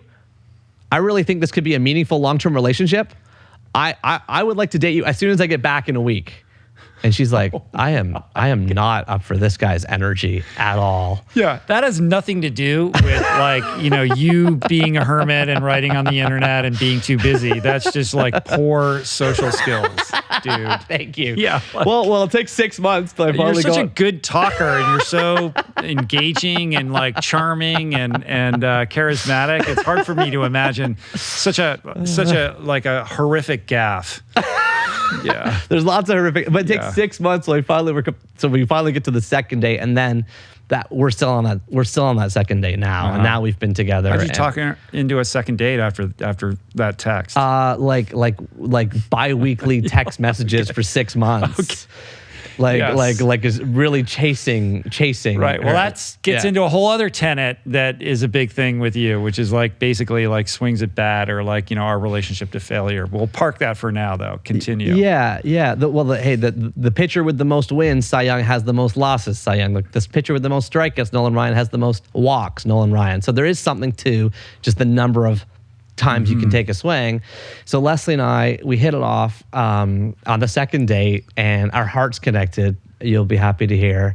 And like I said, it feels like that second date is still going now. I'm very, very, very lucky to be married to an incredible woman. Now, the thing about the wedding, I don't know if you knew this. She basically planned the whole wedding, and so I said I want to plan the whole honeymoon. Like it was going to be like a surprise honeymoon.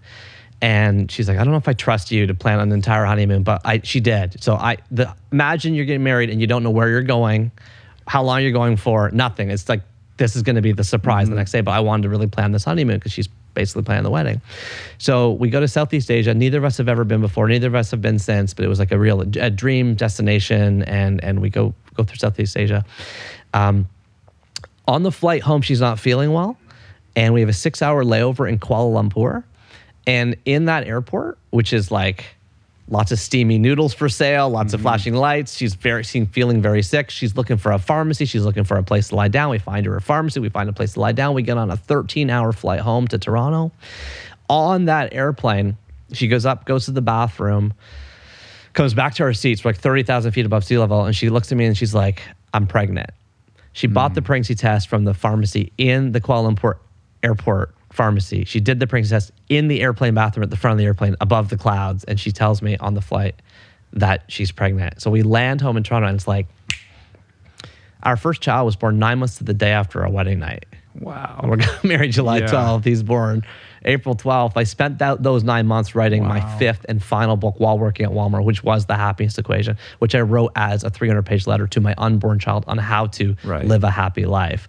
So that is where that book came from. And it was the one that tipped me over into eventually trying to figure out, do I want to stay at Walmart or do I want to try this writing thing kind of full time? And that question, I've been asked many times, how do you make it? You're a systems guy. How do you decide whether to make the leap between organizations? I called the CEO that I was working for, who is a mentor to me, Dave Cheesewright, and I said, how do I make this decision? And he said, you only got to ask yourself 2 questions. And I hold on to these 2 questions, Rich, whenever I'm trying to make a major career decision. And I recommend them for anyone who is listening to this, who's trying to make a major career decision now. The 2 questions are, number 1, you got to do the deathbed test. And number 2, you got to do the plan B test. The deathbed test is the simple question you got to ask yourself, which is, which of these choices would I regret not doing more from the vantage point of my deathbed? Okay, it sounds simple, but when you really try to internalize and metabolize it, it from the heart becomes clearer which one you naturally would prefer not to miss out on, right? And for me, that was like becoming an executive inside Walmart or trying to get this writing thing going. Right. The second thing is the plan B test, which is simply the question is, what are you going to do if this doesn't work out? What's your plan B? And when he asked me that, I was like, well, I guess I'll have to shine up the old LinkedIn profile and go knocking back on the door again and sort of get back into the corporate world. He's like, well, do you think you could do that? I was like, well, now I've been working here for quite a long time. I probably have a decent chance of getting some job. He's like, okay, so you've wrestled with and navigated and most importantly, visualized what the plan B looks like for you. Everyone's degree of risk is different. Everyone will have different levels of comfort with like how much you're burning the boats and how much you have something to fall back on. But those 2 tests, the deathbed test and the plan B test, I still use to illuminate big career decisions. Yeah, that's super interesting and helpful to hear, and makes a lot of sense. On the plan B thing, when you were telling that story, I'm thinking about the people, particularly artists, who will tell you like there is no plan B. Like there's just, this is what I'm doing. If I have a plan B, that gives me a backdoor exit out of this thing, but I am committed to making this work. I'm in for the whole shebang. And when it gets uncomfortable, I don't want to be able to easily bail. Like, how do you burn the boats? Yeah. Yeah, and the thing I would say is that we have a survivor bias on those stories where you typically hear them from the people that are successful. Exactly, Yeah. Exactly. There's a lot of... And what about we live in Los Angeles. Every day, thousands of people arrive here pursuing a dream. Very few of them actually achieve that dream. And we hear about those amazing stories, and we don't hear about the people who end up getting on the bus and going home. That's what I'm saying. And so it's just, again, everyone's got a different level of risk. If you have, there's a lot to be said. Like, you watch that Serena and Venus Williams movie. It has the same kind of vibe of like, this was the, remember the press conference when she's like 13 years old and she's like, I know I'm gonna do this. Like, there's an undertone of like, it's success or bust. And I don't personally subscribe to that as much, perhaps because of my East Indian upbringing and the idea of having like insurances in place on like how you're gonna like structure your life. And like, so for me, thinking about plan B and making that at least palatable, if that's how you say the word, enough so that if it fails, you have something to come back on is a little bit more my brain, lower risk. Again, it's all about like what is your, like getting really connected to what your risk tolerance is. Exactly. Yeah. I want to shift gears a little bit and pivot more into this whole world of happiness.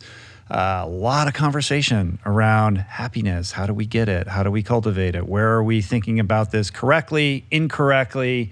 Pursuing the art and science of happiness now has become like a career path for many people. Yeah. Many interesting thought leaders. I'm thinking of Arthur Brooks and many others.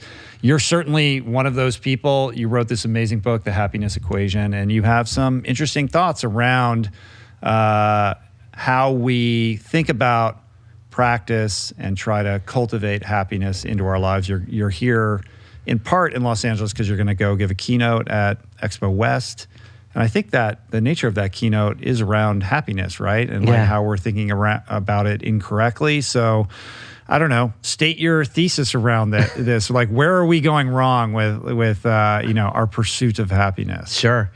So just zooming out like a huge level before we get into like my views, let's just remember that 2,400 years ago in ancient Athens, Aristotle, at the world's first university, Plato's Republic, had a very famous quote: "Happiness is the meaning and purpose of life, the whole aim and end of human existence." That, if you want to talk about people that have made a career out of happiness, there's the OG guy right there. The original happiness influencer. Well, before that, it was like survival. Like we just got to make it through this thing, he's like, no. The whole purpose is also, we got to enjoy it too. 2,400 years ago, they put that down, right? Then flash forward 2,000 years, they write the Declaration of Independence. You know the famous phrase they put in there: everybody gets life, liberty, and the pursuit of happiness. But you're a lawyer, Rich. You know the legalese in there. You don't get happiness. You get to pursue it. You get to pursue it. You get the pursuit of it. Life, liberty, you get those for sure, but happiness, you just get to chase it, right? So now we flash forward all the way up to 1998. Let's say Martin Seligman and Mihaly Csikszentmihalyi are co-founders of a new field that they invent called positive psychology, right? And for a lot of your listeners who have heard that phrase before, positive psychology, we should remember that phrase didn't exist in our culture before 25 years ago. So that's still a relatively new phrase. So from 1998 to today, hundreds and hundreds of studies have been done applying the scientific model to the study of happiness, right? Carol Dweck on growth mindset, Slatcher and Pennebaker on journaling, Emmons and McCullough on gratitude, Sonia Lubomirsky at University of California. There's this massive, huge emerging body of work and literature. So I just use those 3 points to just say, like, let's look what's happened here. Like 2000 years, we say this is important. Then we write it into the Declaration. We got to chase it. And now we're like starting to actually study it only really 25 years ago. Now, I think that the underpinning of how we think about happiness in our society is totally backwards, okay? When I was a kid, what my parents said to me was, we've already talked about this a few times, but it's like, come on, study hard, get straight A's and you go be a doctor. The model, therefore, is great work leads to big success, leads to be happy, right? And that model is also, if you're listening to this and you're a parent, it's like, don't you say to your own kid, come on, we want you to get into a good school. Come on, we want you to get a good job. Come on, we just want you to be. That's common parental wisdom, and it's totally false. So after combing through all these studies, there's a really formative study done by Sonia Lubomirsky with Ed Diener and Jane King. And they show that actually that model's totally backwards. It's not great work, big success, be happy. It's the opposite. It's you got to train your brain to be happy first. Then, if you can do that, if you can think of happiness like a practice, like a habit, like something you can invest in, you invest in your physical health so beautifully. We see that. We aspire to it. We see that you're a model. But how many people do you look around and you see them investing in their happiness the same way? We aren't as a culture doing this yet. Then the great work follows. Happy people are 31% more productive. They have 37% higher sales. They're 300% more creative. You can go down the litany of all kinds of things that happy people show up better. They're more connected. And then the big success comes at the end. What kind of success? 2 kinds. If you want to go on the career point, which I was on for a second there, happy people are 40% more likely to get a promotion in the next 12 months. But just zooming up a level, there's this really famous study called the Nun study that shows, you know what? Happy people also live longer. And if, going back to our earlier conversation, you only got 30,000 days here. Well, if I told you you could get 3,000 more, bowls of ice cream, kissing your kids goodnight, watching the sunset, running on the trails behind this place, wouldn't you do it? So again, it's not great work, big success, be happy. It's the reverse. You've got to train and prime your brain to think of happiness like a practice, like a habit, like something you invest in. Then being happy leads to doing great work, and the great work leads to having big success. I'm with you, man. I mean, that false notion is so deeply embedded into my DNA. And the only way that I got to a place of deconstructing it and trying to rewire that was through like personal crisis, right? It's like I chased that exactly like you. Yeah. Well-intentioned parents, who were like, we want you to be happy. Like, we just want you to be happy. But implicit in that is like, yeah, but happiness is a product of like, you do all these things and then you have this career and you do all this and the result, the implied result of all of this effort, all of this endeavor is the happiness. And it is backwards, right? Like, it is a choice. Happiness is a verb. It's a practice like gratitude, like presence, like mindfulness. And yet you are so correct. Like, there is no priority around this notion, let alone some shared idea of what those practices are to cultivate it. Right? Well, and on top of all that, a lot of the practices that turns out that do help you cultivate happiness have got real bad ad campaigns. They don't have the benefit of anyone advertising trees. No one's advertising trees right now. Well, because you can't profit from it. That's exactly what I'm saying. That's exactly what I'm saying. Yeah. The vast majority of things that I'm about to tell you about that can actually imbue our lives with a bit more happiness, they don't have great giant ad campaigns, and we aren't talking about them what our culture is trying to teach us is that you got to buy more stuff. You got to click more links. You got to buy more things. And that path to happiness is, whatever is on a billboard that looks pretty, that, someone's smiling, the implicit thing is that that's going to lead to happiness. It's not.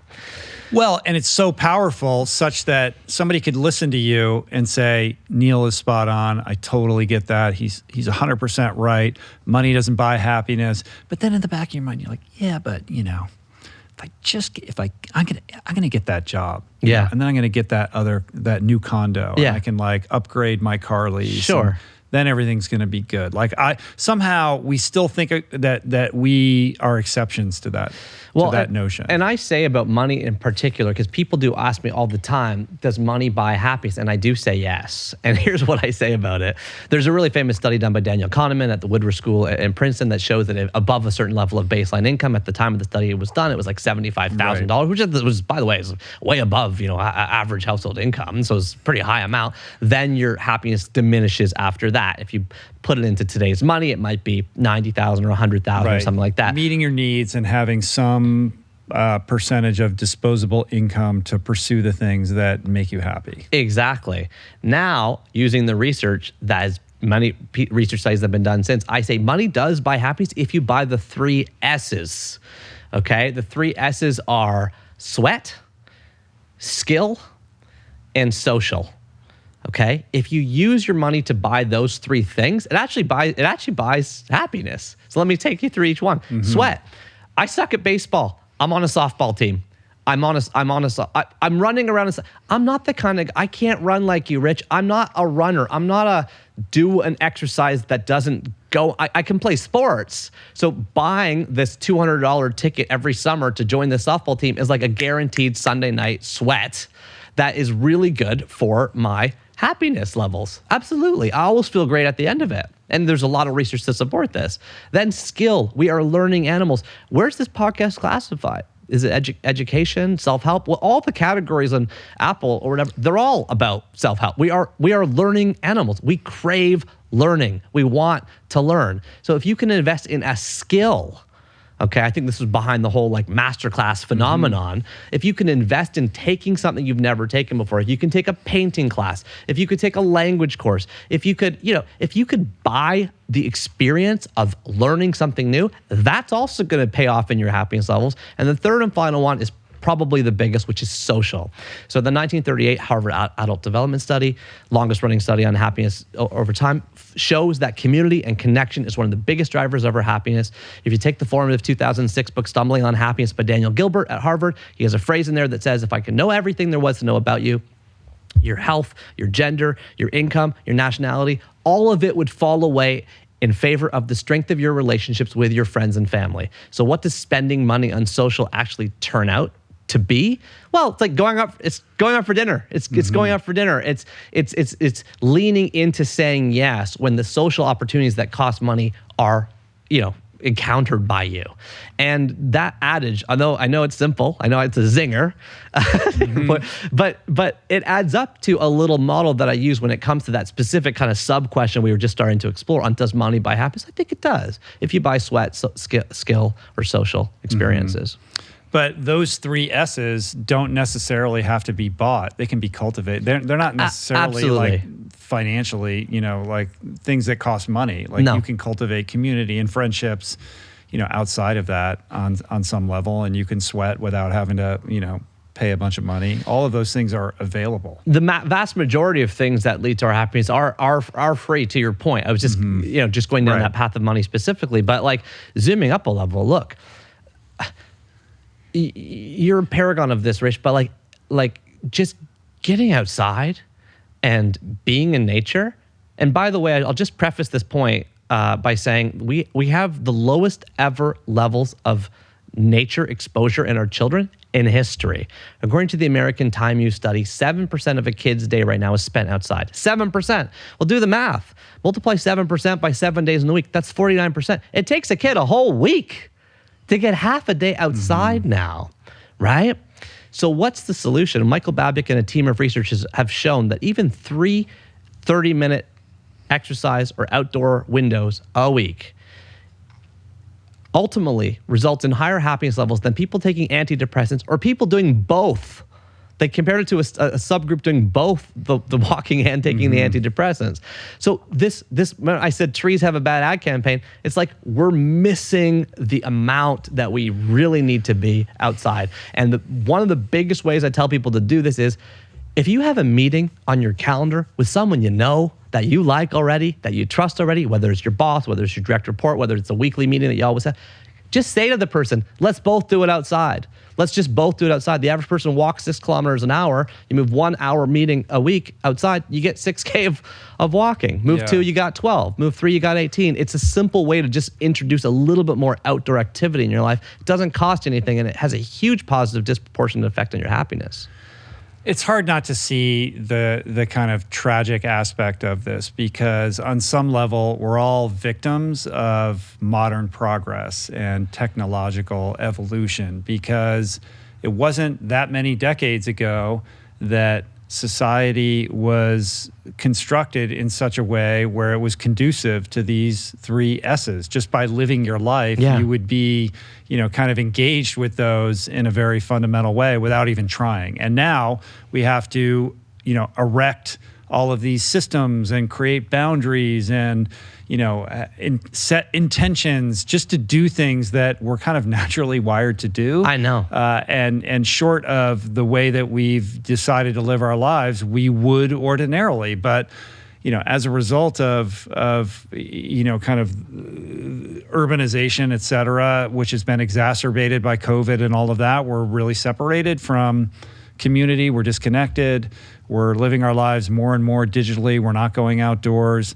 The skills that we're developing are all digital skills. They're not like tactile skills in the way that we've traditionally thought about them. And these are distancing ourselves from our ability to connect with happiness. And then, of course, there's the conversation around the relationship between happiness and longevity. It's like if you're not sweating and you're not learning new skills and kind of like actively engaging your mind and you're not connected to your community, you ain't gonna live that long, right? So you're gonna be unhappy and die early. Yeah, and it's true. We have so much of what is designed in the world today is like the default settings do not naturally allow for us to succeed on our happiness level. I mean, when I got the new iPhone and the first thing I saw when I opened the screen is like it just bombards you with the news.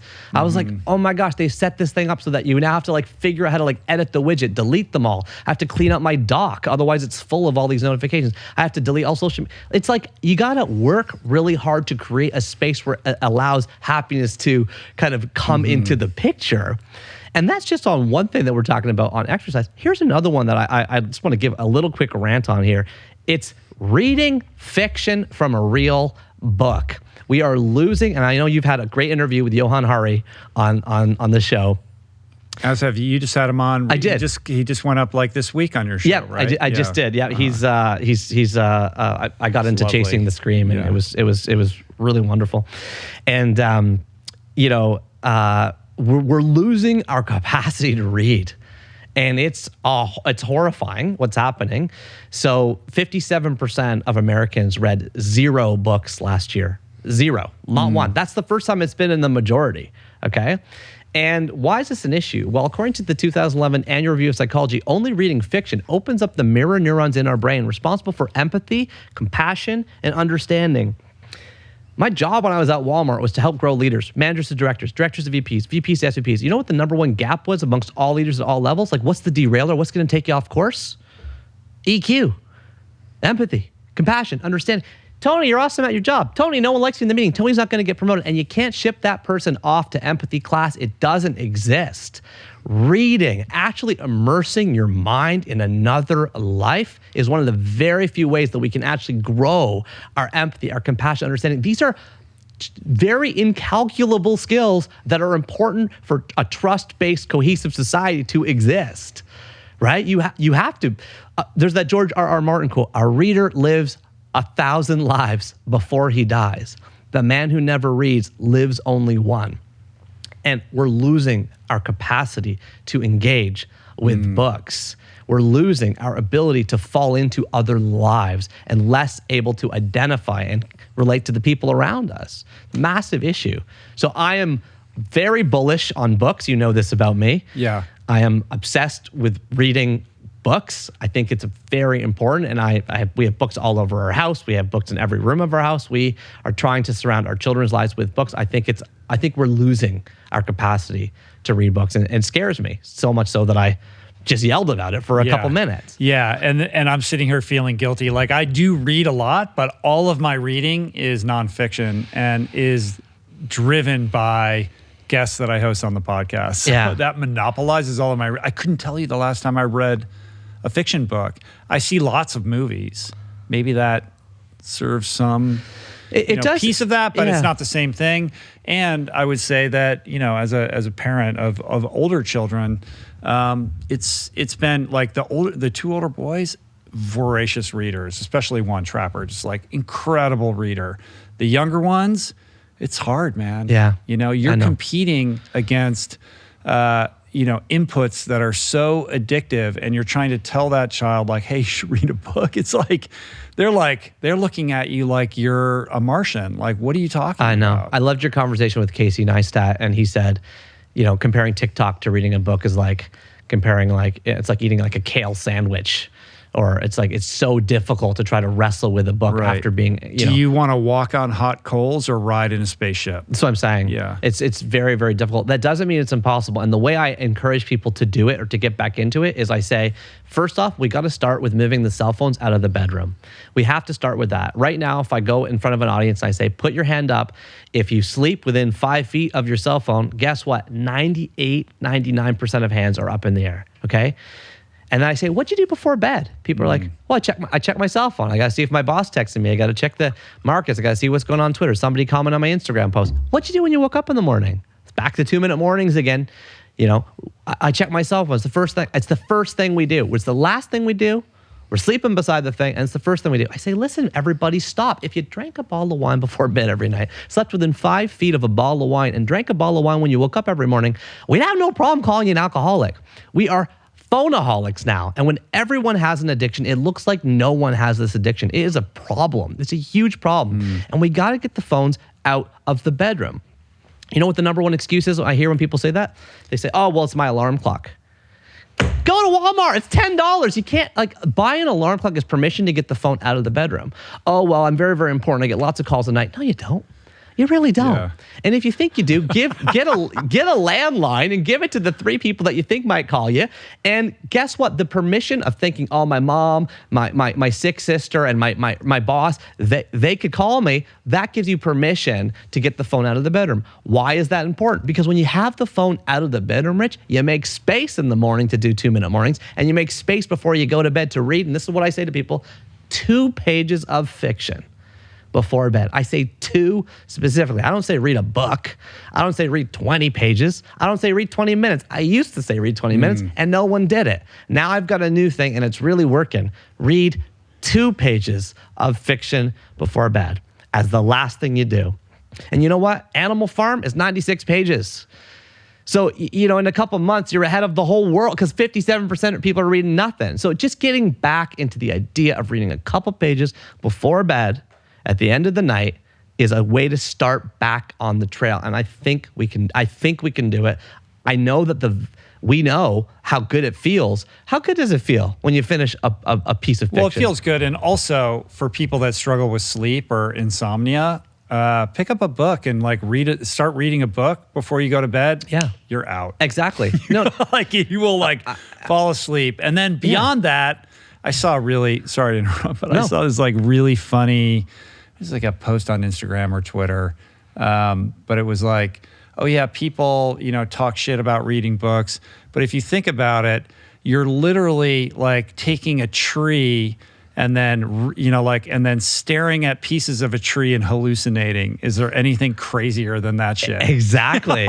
Exactly. Like that's some trippy shit, right? It's very trippy. I think you're a fan of On Writing by Stephen King, right? Where he calls, you know, that book On Writing by Stephen King, and he calls reading, you know, telekinesis, or he calls it ESP. Like he's like, basically what you do when you're reading is you're totally transported into another mind. I'm probably getting the word wrong, but it's the concept of it's real. Right. It's the most AI we have.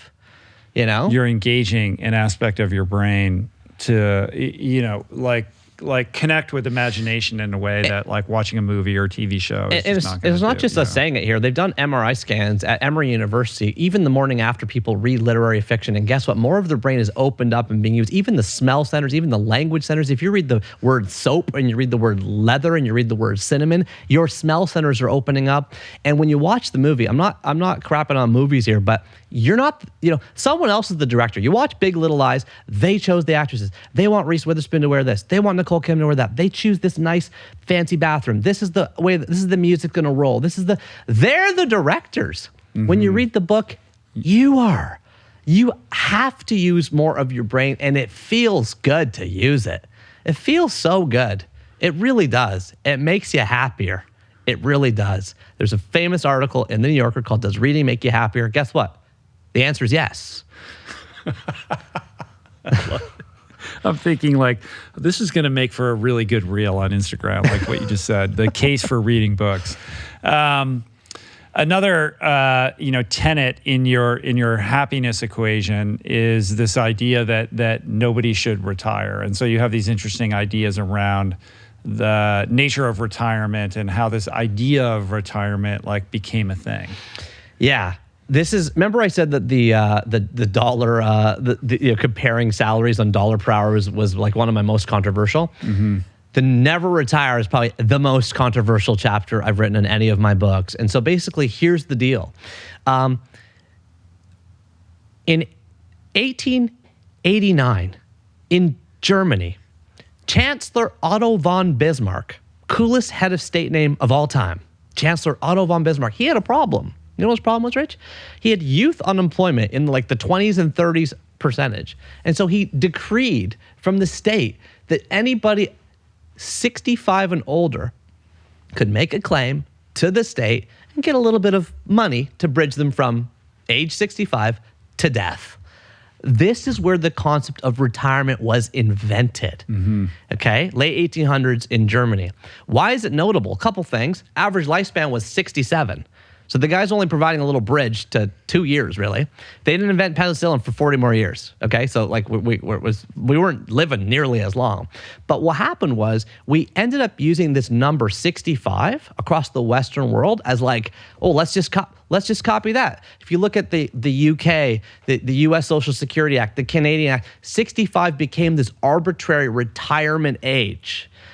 Well, if you look throughout the 20th century, the percentage of people over 65 that chose to retire after age 65 was extremely low because people thought correctly that it was against activity theory. The idea that like, no, we want people to like be a big part of society. In 1951, the Corning Corporation began an ad campaign together with insurance companies to bill retirement as something that you deserve for years of work and to market like relaxing as this like new concept that was like behind the whole idea of building the retirement communities out in like Florida and Arizona and so on.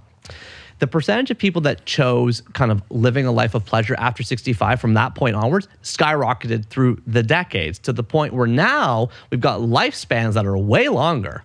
You take that 30,000 days, it's 83. But a lot of people are living to the 80s, to their 90s. And there's actually downward pressure on the retirement age. The downward pressure on the retirement is, in Canada where I grew up, it's like freedom 55. Like you want to get off work as soon as possible. And what we're doing is we're killing ourselves. We really are. Fortune magazine says that the two most dangerous years of your lives are the year you're born and the year you retire. There's a reason that almost everybody I know, probably including you, definitely including me, has a story of someone who retired and then they lights out.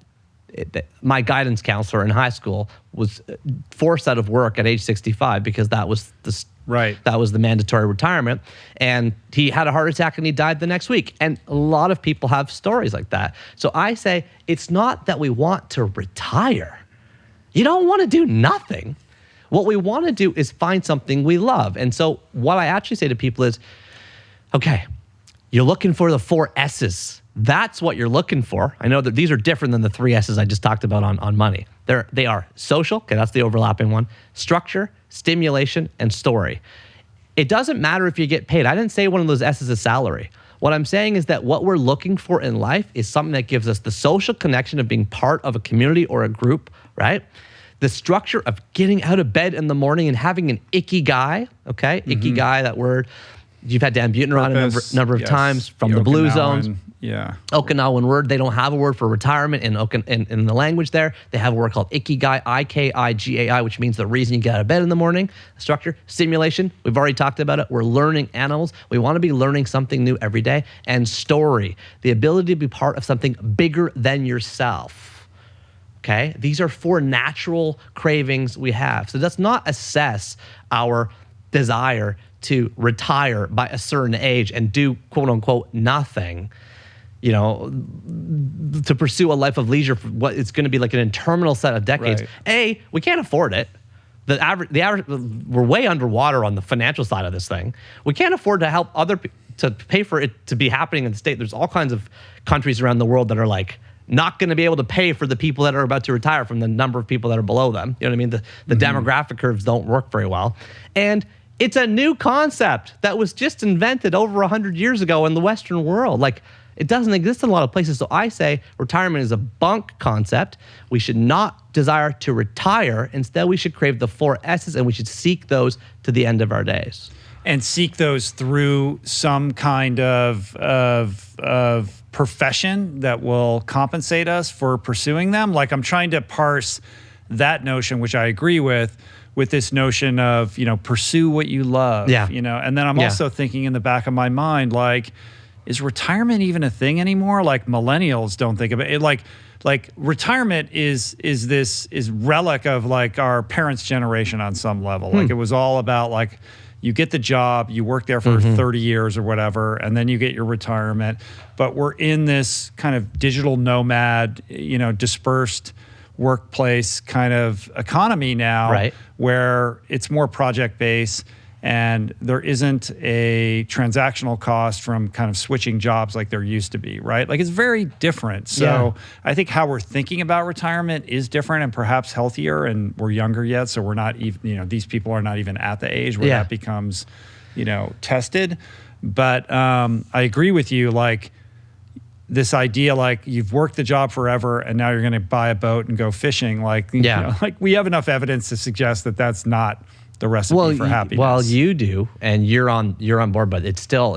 I don't think we're as far along culturally as you think. I think we still have the idea that there is a retirement age, and I'll get there, and I'll have saved up enough that I will therefore be able to do whatever I want forever after that. But what I'm saying is that what we lose there in terms of social connection, in terms of stimulation, in terms of like having a sense of purpose, is actually we're losing a lot more than just the money side of it. So I'm saying, if you, it's really freeing, I find, it's another system. It's a really, really freeing, I find, to think of myself.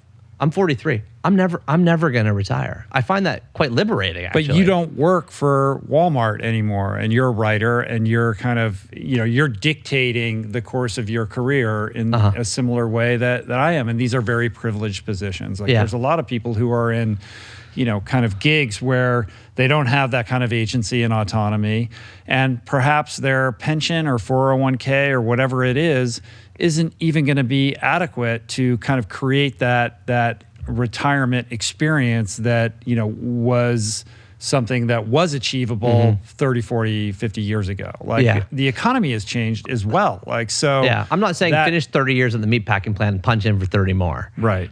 I'm saying just keep chasing the variables that we know actually make you happy, as opposed to. And so if somebody is in that type of professional environment and is like, look, I'm just, I work all day long and I contribute to my 401k, and maybe my employer, matches that or whatever. And at some point, I am thinking about retirement, but that's 20 years away or 10 years away. What should I be doing now? What should I be thinking about so that I don't become a casualty of what you've just explained? Well, the way I would suggest to those people to think about it, and I think, and I think that's a really fair point, and I want to just expand on a little bit. It's like, think about the number of hours in a week. Think about that number. It's a 168. You divide that number by 3. It's 3 buckets of 56. If you sleep 8 hours a night, it's 56 hours a week. Okay. If you happen to be working at the meatpacking plant for 30 years, maybe you're working 56 hours. Maybe you're working a little bit less. Maybe you're working up to 56. Call the second bucket. Now, let's think about that third bucket, and the whole time that you're designing yourself towards that pension, that exit, that last day, that party with the gold watch. Let's just cultivate that third bucket. See, my mom, when she retired from her government job, she was working at GM as an accountant, and then she went to go work for the Ministry of Finance. She retired. My dad was still working. Me and my sister were out of the house, and she ended up in the swirl of not having the social, the structure, the stimulation, the story, and that created its own negative problems. So I'm saying is take that third bucket of time. Let's enliven it, grow it, plant seeds. Volunteering at the library, starting to do something in your community, taking care of a grandchild. A lot of people's ikigai in Okinawa is like taking care of a great-grandkid or whatever. Create and cultivate that third bucket so that when you retire from that job that is paying you money, you have the 4 S's in another way. Really what I'm advocating for is is to retire the idea of doing nothing. That's what I'm really against. Yeah, I get that. It's putting in the lattice work or the structure in your life today and continuously, so that through your life till your very last day, you are enriched and fulfilled through doing meaningful work. And also on top of all that, we need it. We need it. Look at the world. We need it. We want input. We want your artistic creations. We want your energy. We want your childcare. We want your connection. We need it. We need it. And what about your wisdom? How about valuing the wisdom of our elders? People who reach that retirement age, who have so much lived experience, and our culture kind of discards them as opposed to valuing them.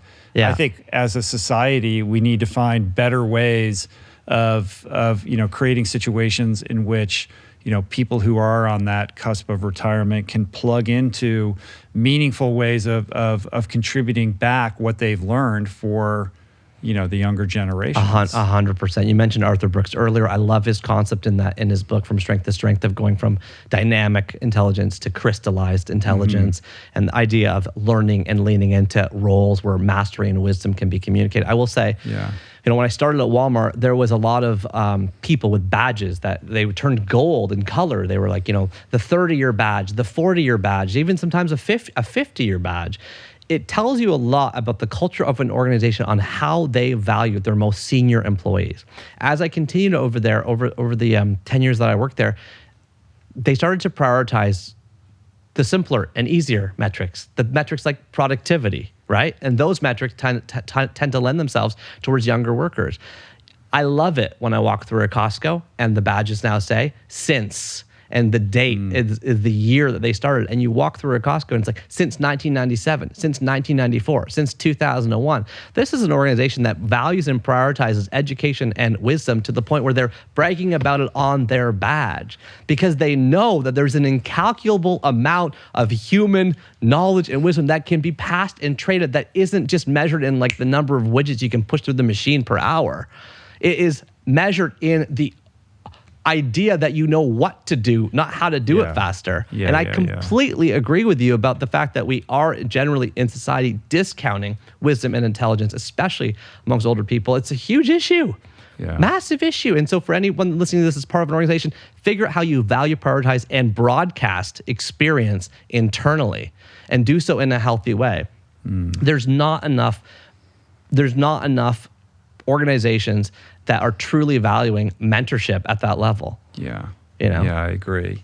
And then shifting gears, like that's really solid advice for people that are in the, kind of twilight of their professional careers. But where is your head, and what kind of advice do you give younger people who are embarking, on at the beginning of their careers, right? Somebody who's looking to enter the professional marketplace, or creators, people who are aspiring writers, bloggers, etc., or executives. Yeah.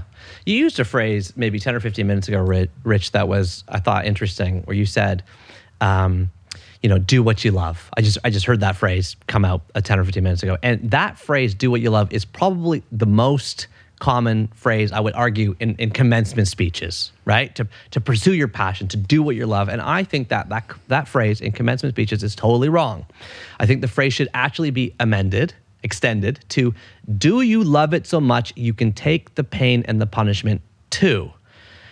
There's a wonderful anecdote that Mark Manson tells, author of The Subtle Art of Not Giving a Fuck, where actually he didn't want to be a writer. He wanted to be a rock star. Yeah. He actually wanted to be a rock star. But the idea of lugging amps to smoky nightclubs every Tuesday, he couldn't do that. And practicing the same like chord progression like for 8 hours, he's like, I'm not into that. But the pain and punishment that goes to becoming a great writer, i.e., sending out like giant responses to Facebook comments until like 3 a.m. He loved that. And that was the pain and punishment required to get to the job of being a great writer, which he absolutely is. And so what am I saying? Is for the younger people that are thinking about what to do, the question you should ask yourself isn't is it what I love? It's, do I love it so much that I can take the long, hard road to getting to the point of success? Meaning, do you enjoy the inevitable and necessary hard years and hard times that go? If someone was listening to this right now saying, I love lugging amps to smoky clubs on Tuesday nights, and I'm really into practicing chord progression, well, there you go. You might be the rock star. You might be the rock star. But finding out what pain you like to go with the thing that you're desiring is equally important. What's your preferred mode of suffering? There you go, right? Like, what are you willing to suffer for? I like that. I like that lens on that. So my mind turns to the young person who is like, yeah, but I don't have enough life experience yet to even know how to answer that question. Well, and this is where I get back to, I do a lot of things in 10-decade increments, because if you're born today, your lifespan is over 100. So if you're born today, your lifespan is over 100, okay? So if you're listening to this right now, it's just a fun number to play with, to think of the idea that, knock on wood, and barring any sort of, unforeseen terminal illness or crazy accident, let's just think about your life in terms of decades. Let's think of it in terms of 10 decades, just as a rubric here for a second. Hold on with me here. You might say, I'm not going to live to 100, but just hang on for a second. I like thinking about that because it relieves me from the obligation of trying to figure out what I need to do today, or even this week, or even this year, in favor of a more decade by decade like planful schedule. That's why I keep 10 rocks on my dresser beside my bed, and I have 4 of those rocks, I'm 43, moved forward, and I have 6 of those rocks moved backwards. I move 1 rock forward, Rich, every 10 years. Okay? Why? Because no matter what ails or stresses or issues I had the day, it falls away in the face of this rock clock. I got the idea from the Jeff Bezos like rock clock that they're putting in like some rock face, it's going to dong every 10,000 years. You know that whole thing, the 10,000? Yeah, I read something about that. Well, there's something about the idea of conceptualizing time on its longest length that allows you on a more minute basis how we live to not feel as worried about it because hey, it's just one moment in a 10-year span. Why is this important? Because you mentioned, younger people who may be at the beginnings of their career, who maybe not know what they're going to do, who don't know what they love. And I say, there's a decade for that. It's called your 20s, okay? The first 2 decades are pretty much for almost everybody pure learning decades. You're pretty much learning. From 0 to 5, you're learning at home.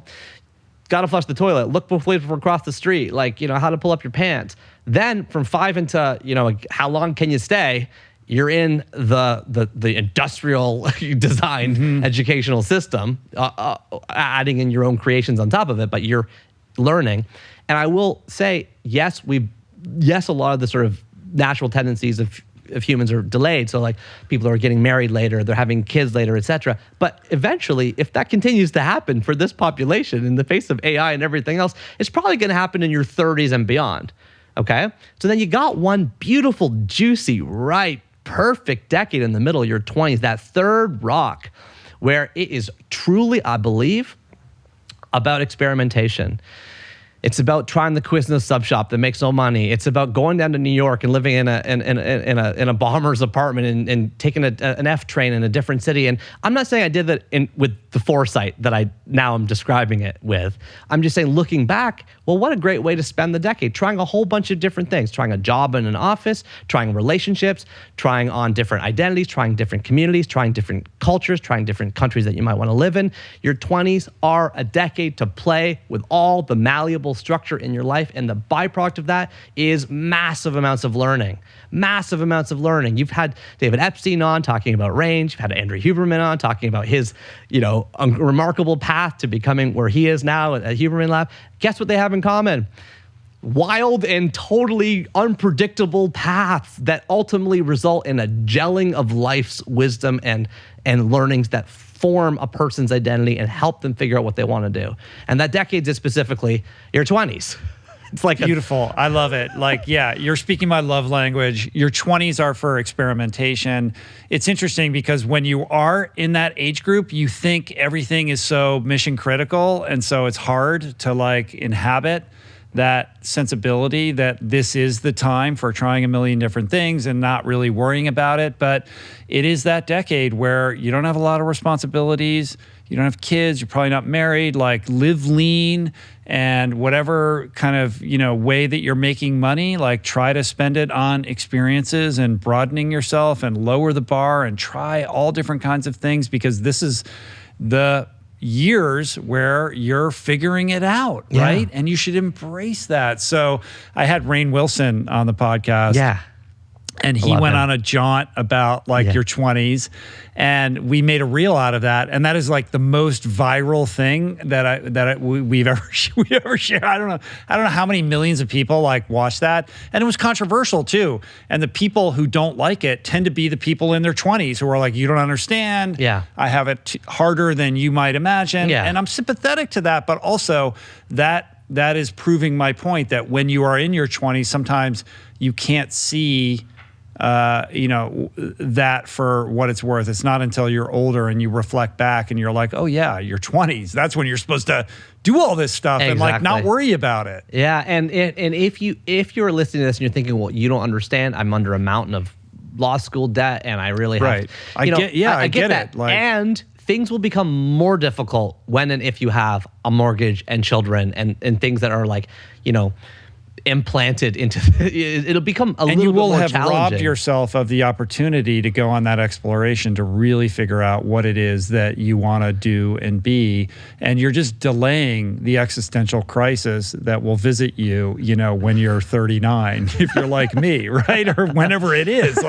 If you're repressing it and just being well, I'm paying the bills and I got to do this thing, nothing goes away. Whatever it is that you're running from or trying to hide from or pretending doesn't exist will resurface, and it will, it will come back stronger than it is when it's in your 20s at a low boil, right? And you have the opportunity to kind of like explore and deal with those things. Absolutely. I love countries that have institutionalized the concept of gap years.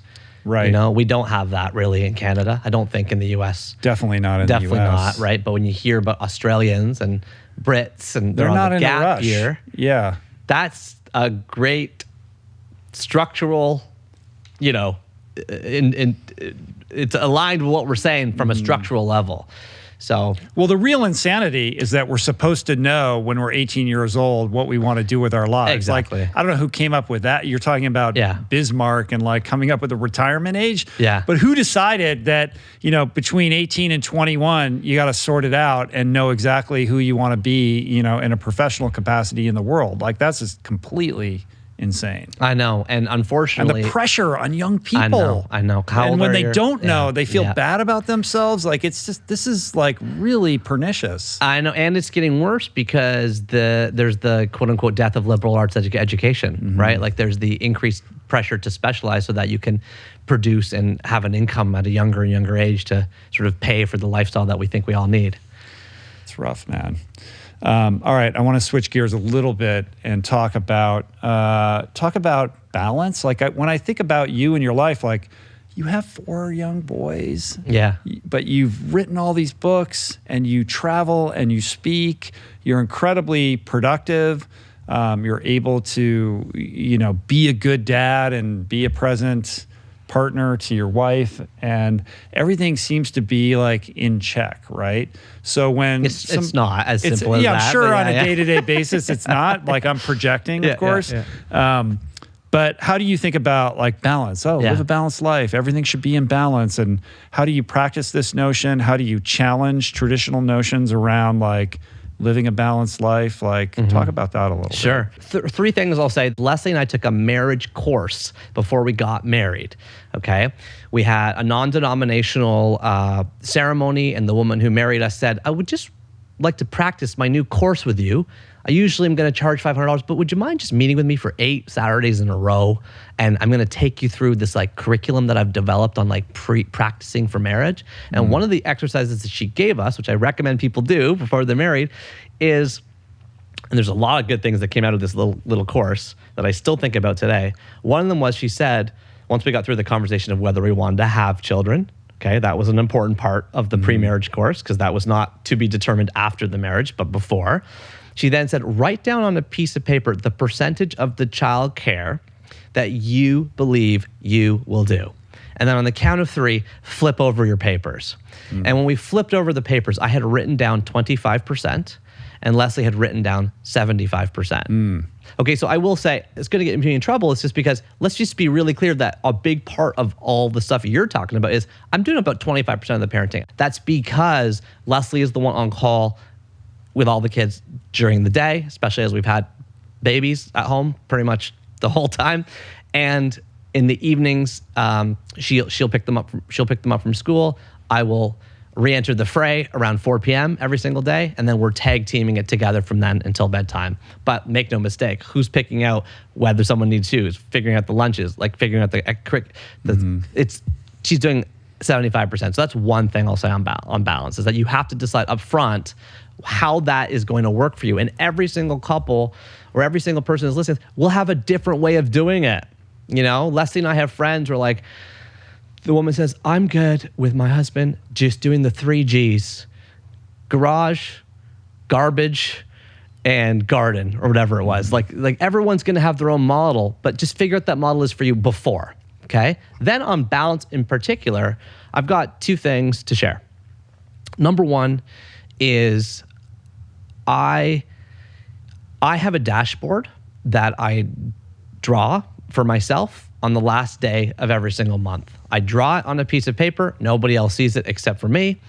And it's a 4-item dashboard. And I use this dashboard as a way to figure out whether I'm in or out of balance on a monthly basis. The center of the dashboard is my ikigai. It could change, but right now I write down helping people live happy lives, including myself. That's my purpose. That's what I'm trying to do.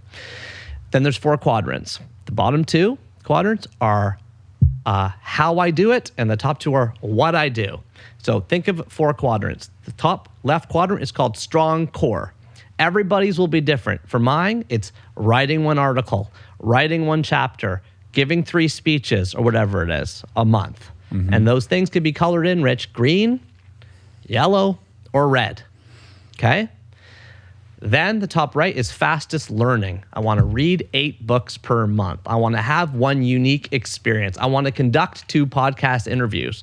And for me, I have to prepare for those podcast interviews as well. Are they green? Are they yellow? Are they red? This is what I do.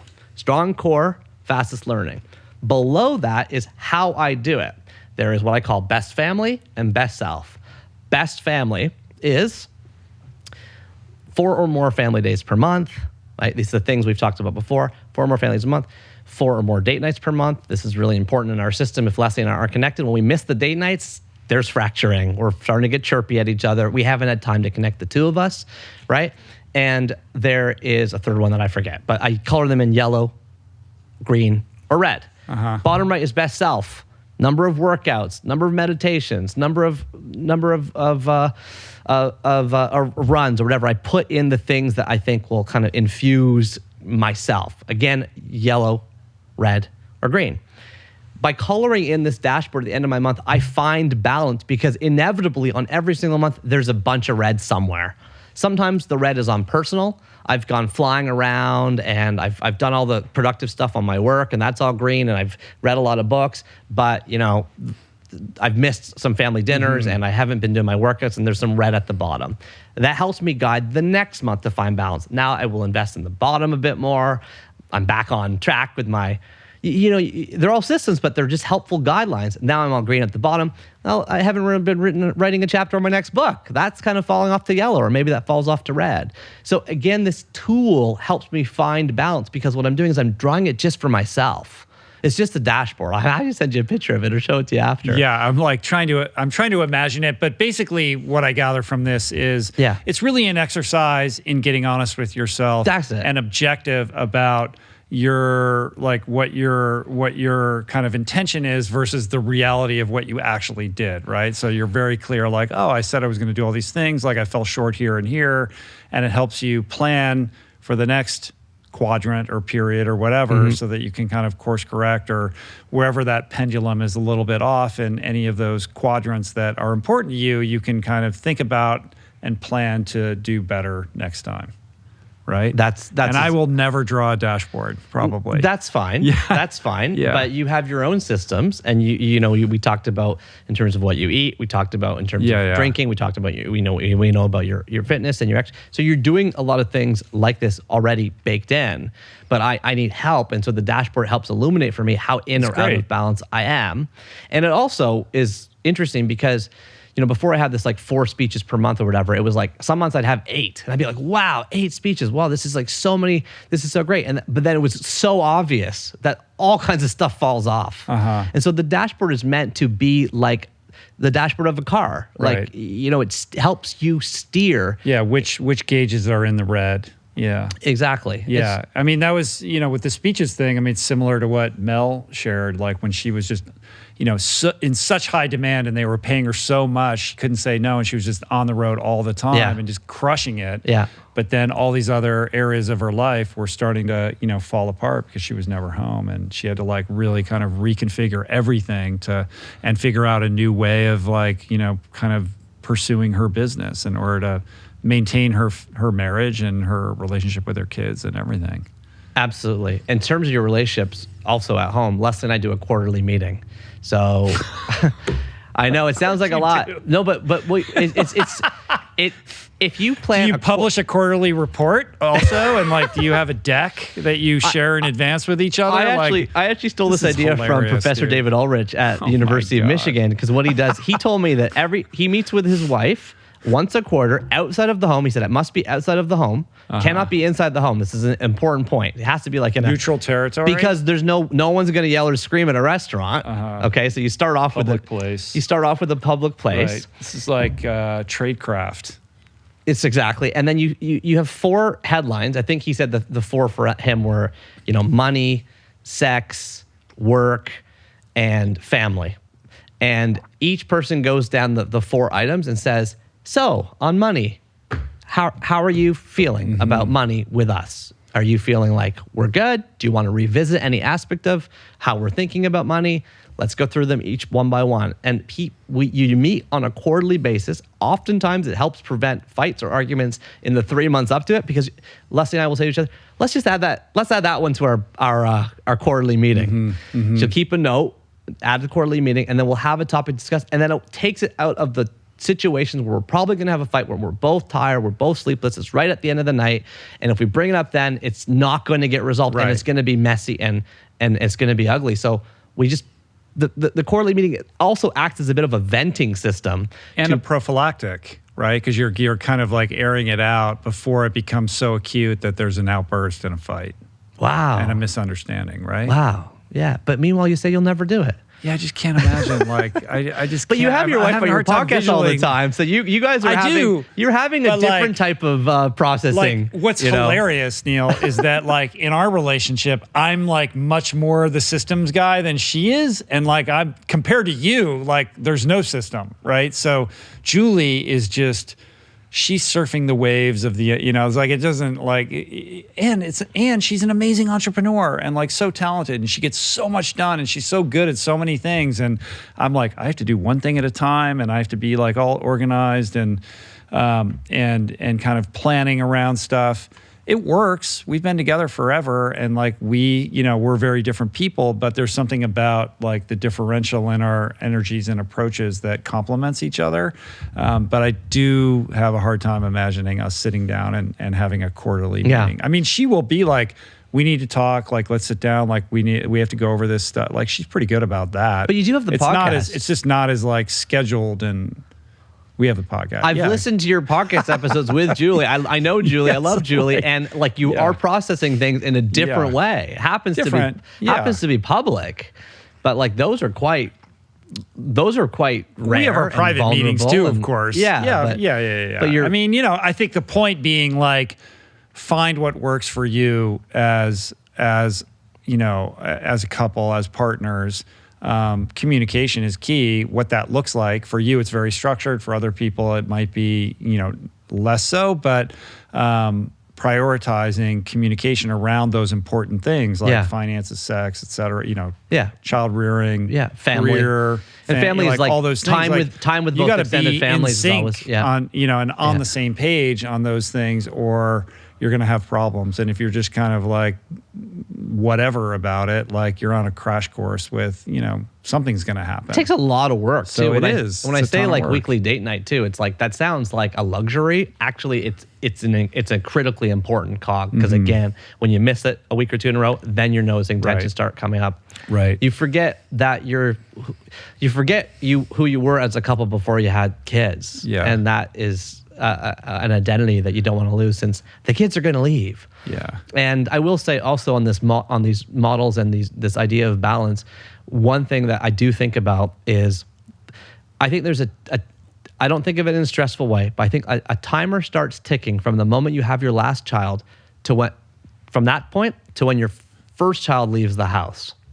And I think there is a finite amount of time that most families have when all their nuclear family is under one roof. Like, to our point earlier about kids having to choose what they want to do and maybe going off when they're 17, 18 or whatever, 19. And that therefore forces into a macro level system the idea that this decade that Leslie and I are living right now is 1 out of 10. Again, that's nice. That's a nice thing to use, where we just have to be present and prioritizing of our family. And if there's a decision to be made on X versus Y, on traveling versus not, on accepting versus saying no, it has to go towards the thing that is more rare and more sacred and more special and more scarce. And that is the time with the family under one roof, which is a very small amount of time in the grand scheme of things. It's the opposite of the 20s, right? 20s are about kind of being selfish and investing in yourself and exploration, and that child rearing decade is really about putting your own selfish desires aside and really investing in these young people.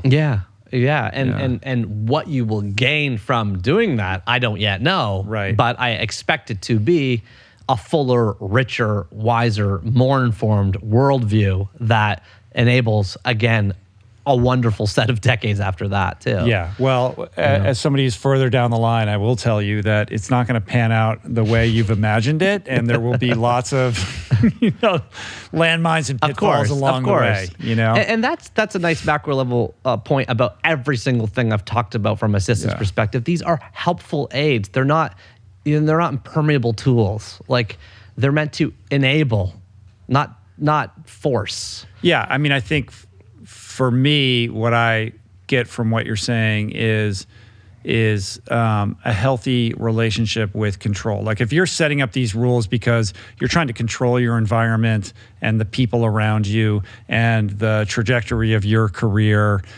you're in for like a world of hurt and pain, of right? course. And so, but if you're building these systems to create freedom and allow, more expansiveness for you to be able to like explore your curiosity and like engage with the things that you love, that's great and very different. But I do think that a lot of the system stuff, it lights up the brains of the people who have an unhealthy relationship with control, right? Including me, yeah, sure. Yeah. That's where it can go sideways, I think. Yeah, absolutely. Yeah. No, it's figuring out the balance that works for you and thinking of everything that we have talked about so far today as an offering. The goal in general is not to be perfect. It's just to be a little better than before. I think that's something I get from your show. This is my favorite podcast, Rich. I love your show. Appreciate that. I listen to it. I think it's wonderful. It's beautiful. And there's different things I take from every time. And there's stuff that contradicts, and that's okay. It's just figuring out what works for you, carrying it in your pocket, using it for as long as it serves you, and then discarding it as you keep moving. I do. Thank you. I appreciate that. And on the subject of podcasts, I did want to spend a little bit of time talking about your podcast. I got to get you out of here at some point. We've been here forever, but no, I'm very happy. 3 books. Yeah. I love the premise of the show. The idea is you sit down with these people and you ask them about the 3 books that impacted them the most. I had the opportunity to be a guest on your show, and I loved it. You were so prepared, and I love that it's very focused in that regard.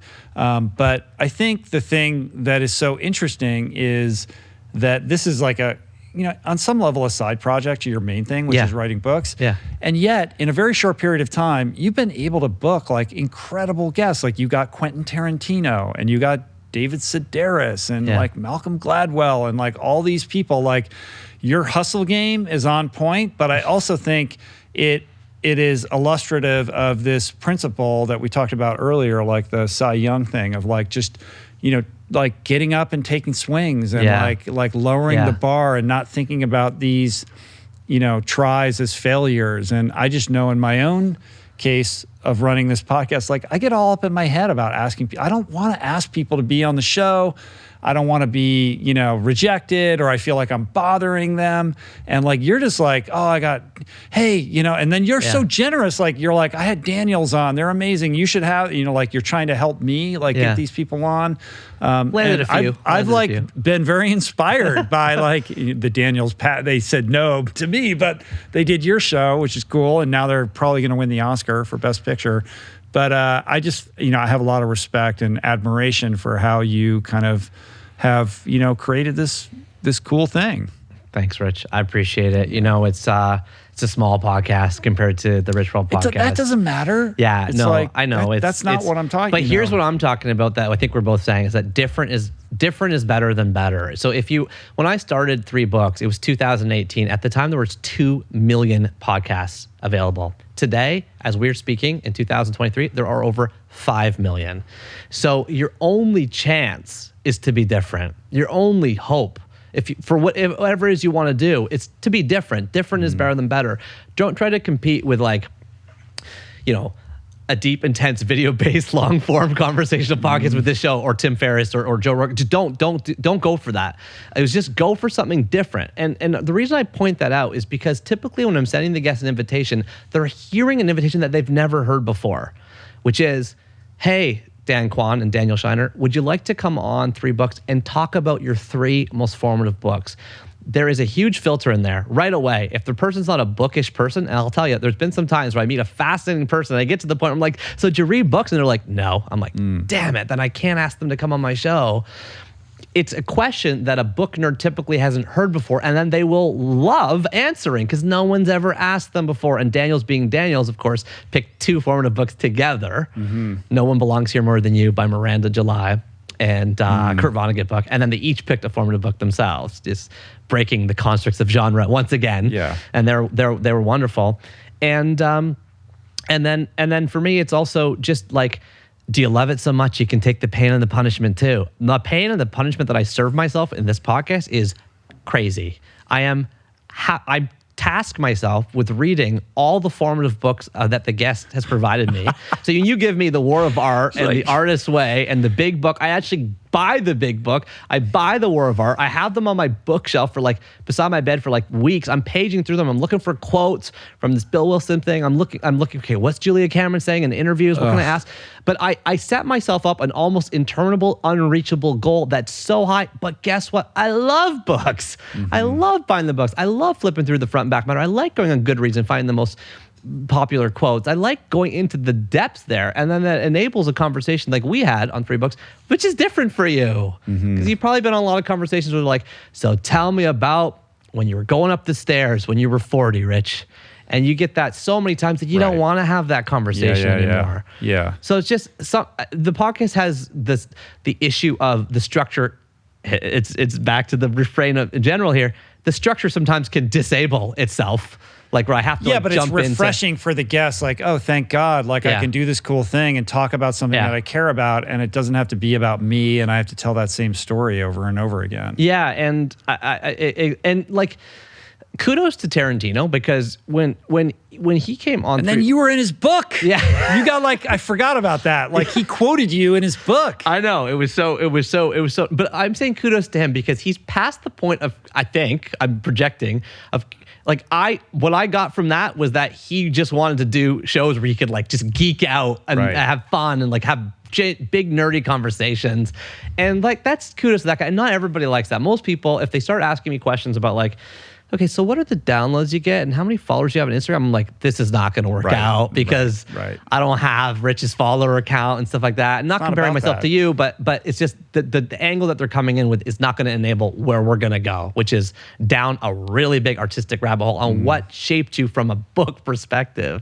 And that's just one idea. There's millions of ideas for a podcast, but similar to the 1,000 Awesome Things, it's 1,000 formative books collected over 333 chapters. It's a finite date. It's got a finite time. I publish it only on the exact minute of every new moon and every full moon. Okay, so this also I don't recommend because it totally screws you up on any algorithmic ranking. Yeah, like you're never on the same day. You're launching like Mondays and Thursdays. Mel's launching like Mondays and Thursdays. Like, how many emails I get Mondays and Thursdays? And then suddenly it's like Saturday night at 2 in the morning. Lunar calendar. Exactly. Exactly. And so, just like the blog, like when you get to 1,000 books, you're going to call it a day. Yeah, right? I'm so how done. many books into it are you now? Now I'm about 400 books in. Wow. Yeah. So I started in 2018, and it's been a joyous ride. I've learned a lot along the way, and what a beautiful world we live in. I was lucky enough to interview Dave Eggers on the show, and he said, podcasts are the antithesis of everything wrong with the world today. He said they are long, they are deep, they are cerebral, they are focus, they are pulling our focus into an area. They are the antidote. He talked about podcasts in such a beautiful way, Rich, that made me feel so good. And it's so true. No wonder you're attracted to this medium. No wonder it works for you. No wonder it's the type of conversation that you have over the years, over the guests, over and over again about living an intentional life, because the medium serves that. You're not viral on TikTok. Yeah, it doesn't work that way. It's a different kind of engagement, but I think that there is a thirst and a hunger out there for something that feels real, and I think that we're missing. We talked earlier about the kind of fractured urban lifestyle that we live now, where our connection to community is not what it used to be. No, 40% of us live alone. Surgeon General says loneliness so is the we're next big epidemic. in this epidemic of loneliness, increased rates in depression and anxiety and suicide. This legitimate mental health crisis that's been exacerbated by COVID, of course, and COVID also, amplifying our kind of lack of analog contact with other human beings. Like, even though we're on the backside of that, we acclimated to Zoom and all this sort of stuff. And it's like, now I don't even know, like when I try to book podcast guests, they all assume it's a Zoom. And then when I'm like, oh, it's in person, they're like, oh, like that wasn't the case before the pandemic. Hold on to that, please. The norm, important. yeah, like what's normal now is like our digital interface with other human beings. And I think, that's driving people to look for community and connection on these digital platforms. And, if there is a silver lining, it's that like we have this deep-seated need for that campfire experience. And on some level, podcasts serve that. They are an antidote to the clickbait, soundbite, hot take, kind of media landscape that predominates our consumption of content. And it's that, I think that aspect of it is really cool. Well, especially if you're doing what you're doing and actually putting out really long form interviews, because there is a tendency, even within the medium that we're talking about, being so bold, to be shorter and more produced and more like there is pressures even within now this podcasting industry. is moving towards that. That's now. what I mean. Like these very kind of like highly produced. And that's a different thing. And I think I still think we're really early on. It's, I think podcasting is still a really new medium. So I think there's room for that. And I love those kinds of shows as well. Like, this is a different kind of thing, but I don't think that this will ever go out of style. I think that we will always have a need to hear two people, in a conversation where, honesty reigns. Mm-hmm. I just think that that's part and parcel of what it means to be human. And if we move too far away from that, we'll always find our way back to it somehow. I absolutely agree. Yeah. I have echoes of Team Human by Douglas Rushkoff in my ears.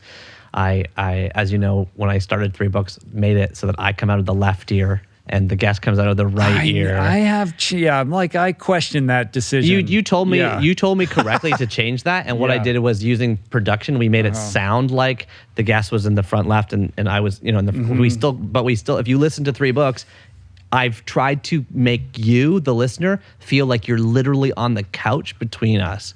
And for better or for worse, I get a lot of complaints from people there saying, is some some distribution from side to side, but not entirely one ear and the other. That's ear. what it was More at like the beginning. An Dolby thing. Like, it's exactly. like, I can kind of tell this person's on that side of the room and that. I was doing spatial before Apple got into it. Yeah, I got you. Yeah. That's interesting. Well, I was trying to make that connection, and for me, the podcast is it's self success. It's not sales success. It's not social success. Mm-hmm. There's 3 S's. There's 3 different kinds of success. You have to choose which one you want, and you have to go for it. If I was trying to monetize the podcast, it would flop. I don't have enough downloads on it to make it worth the while of a big advertiser. Athletic Greens is not banging down my door. Mm-hmm. Okay, and at the same time, I have to keep coming back to my bearings. I don't look at the stats. I do it for myself. I do it for a learning vehicle for people that love books or want to love books more. It's by and for book lovers, writers, makers, sellers, and librarians. And the reason I come up with that triangle is because I have to remember that when I don't have, when I don't have some of the other elements that can be very tantalizing. And I do think for anything in life, we were just talking about Daniels, we're talking about Best Picture. Historically, the Best Picture winner, whether that was The Hurt Locker, whether that was Moonlight, is a box office flop. And Alvin and Chipmunks The Squeakquel or Fast and Furious 7 takes home the cake. So decide if you want sales or social or self. They're not the same thing. Right. And it's a good exercise, like it's a reminder of that, right? And it goes to that intrinsic versus an extrinsic reward system, right? So here you are, you're like, okay, I'm doing this thing. Remember, this is why I'm doing it, not this. Yeah. All these tantalizing kind of things are out here that could, motivate me to make different decisions about how I'm running this show. But I think that's like a really, beautiful, kind of pursuit of doing it for the pure, intrinsic value that it's giving you. And of course, it's providing you with material that I'm sure is going to find its way into, the books that you're writing. Yeah. Yeah. And on that subject of like kind of community to kind of, we got to end this thing. We're like 3 hours in, and there's like, oh, by the way, like new book that Neil wrote, our book of awesome, like let's wedge that in. The thing, in this series of awesome books that you've written, like what is different about this is the community thing. Like this is really a book written by your readership, right? And it speaks to that campfire thing. Like you've created a really, beautiful dynamic community of people who love what you do and contributed, their stories, around like, what they feel is awesome in their lives, these little things that are the big things. And you've kind of compiled this into this book that creates like a connectivity, like, this is not analog. These are people who are out in the world who connect with you in different ways. But these are the, interesting, cool ways that we're finding to, cultivate that kind of, connection, the social S that you talk about. Yeah. I'm 43 and I'm a very different headspace than I was when I was 28. So after my wife left me, after my best friend took his own life, I had to sell the house. I had to move downtown. I lost 40 pounds due to stress. I stopped eating. I stopped sleeping. I had black bags under my eyes. I started wearing makeup to work because I was so embarrassed about how I looked. Well, you got a hookup for that, right? Like with your CoverGirl days, like, you got the go-to source. You get it wholesale? At least I knew what to buy, although I couldn't find the stuff to match my skin. I literally was putting makeup under my eyes. And I started writing one awesome thing a day. And like I said, they were bad when they started. Braca flour, the last crummy triangle on a bag of potato chips, finding $5 in your coat pocket. Here I am 15 years later. I'm still doing it every single night at midnight. Thousands of people around the world get my daily awesome thing email. It comes at 12:01 a.m. every single night, still today, 15 years later. What happened on that website was the comments exploded. So I started using the comments as my ideas and then writing the essay below them. 15,000 comments have been received on that website. I put a thing at the back of the first book, the Book of Awesome. Send in your awesome thing. I got thousands of people sending in their suggestions. What happened in my own brain, Rich, was I created a sun-like dent in my universe that created a magnet for awesome things to come to me. If there's something in your life that you want and you're listening to this, start it yourself, because then people will gravitate towards you when they're looking to do that thing. The pressure and the entries and the submissions created the volumes of this book, which now serve me. I just guide them. I just spirit them. I'll take a page from Julie's book. I'm just now kind of shepherding this thing. And even the awesome thing that probably comes out tonight at midnight, I didn't write it. I put a byline now in the corner of the person that submitted it, because I want those names on there and us to realize and hear and feel like there's somebody else out there that also loves the feeling of the snow falling on your eyelashes, or there's somebody else there that loves like hitting that last string of green lights when you're late for work, or there's somebody else there that loves this walking by and the smell of the bakery. It's like, yeah, it can be a little cheesy sometimes, or people are like, you know what, like I'm not really feeling like Pollyanna like this, but you know what, there's something so gratifying about exercising yourself from this pressure and screen and algorithmically fueled existence that we've created, and going back to the simple things that connect us, because that's what makes us human, and that's what makes us special, and that's what ultimately leads to a rich and fulfilling life. I mean, I can't think of a better way to end this podcast than with that, man. That was beautiful. I love you, Neil. Amazing. I love you too, Rich. Yeah. Thank you. You're such a wise and thoughtful, caring, compassionate, empathetic human being. Well, look who's talking. I learn more from you than you do from me. It's a real gift to have your show and your art and your beauty out in the world. It's a real pleasure. Thank you so much for your friendship and your love. Thank you. So Neil's latest book is our Book of Awesome, but he's got lots of awesome books out there. The Happiness Equation is the book that goes deeper into the happiness stuff that we talked about. His podcast, 3 books. You can check that out. Anywhere else you want to direct people? Neil.blog. Yeah. I have newsletters that offer all these things up to people Cool. that want them in their inbox. Yeah, and most of your speaking gigs are like corporate stuff. Like, are some of them? Is there like a schedule are there some that are open to the public if you want to come and see? Do your thing. Yeah, there are like sometimes a literary festival or a school. Those ones will be public or ticketed, and then I'll do those. But yeah, there's 700 conferences a day in the United States, and so that ends up being the depressed sun in that universe, the corporate world. All right, my friend. Well, until next time, appreciate you. Thanks for doing this. Thanks, Rich. I really appreciate it. Cheers. Peace.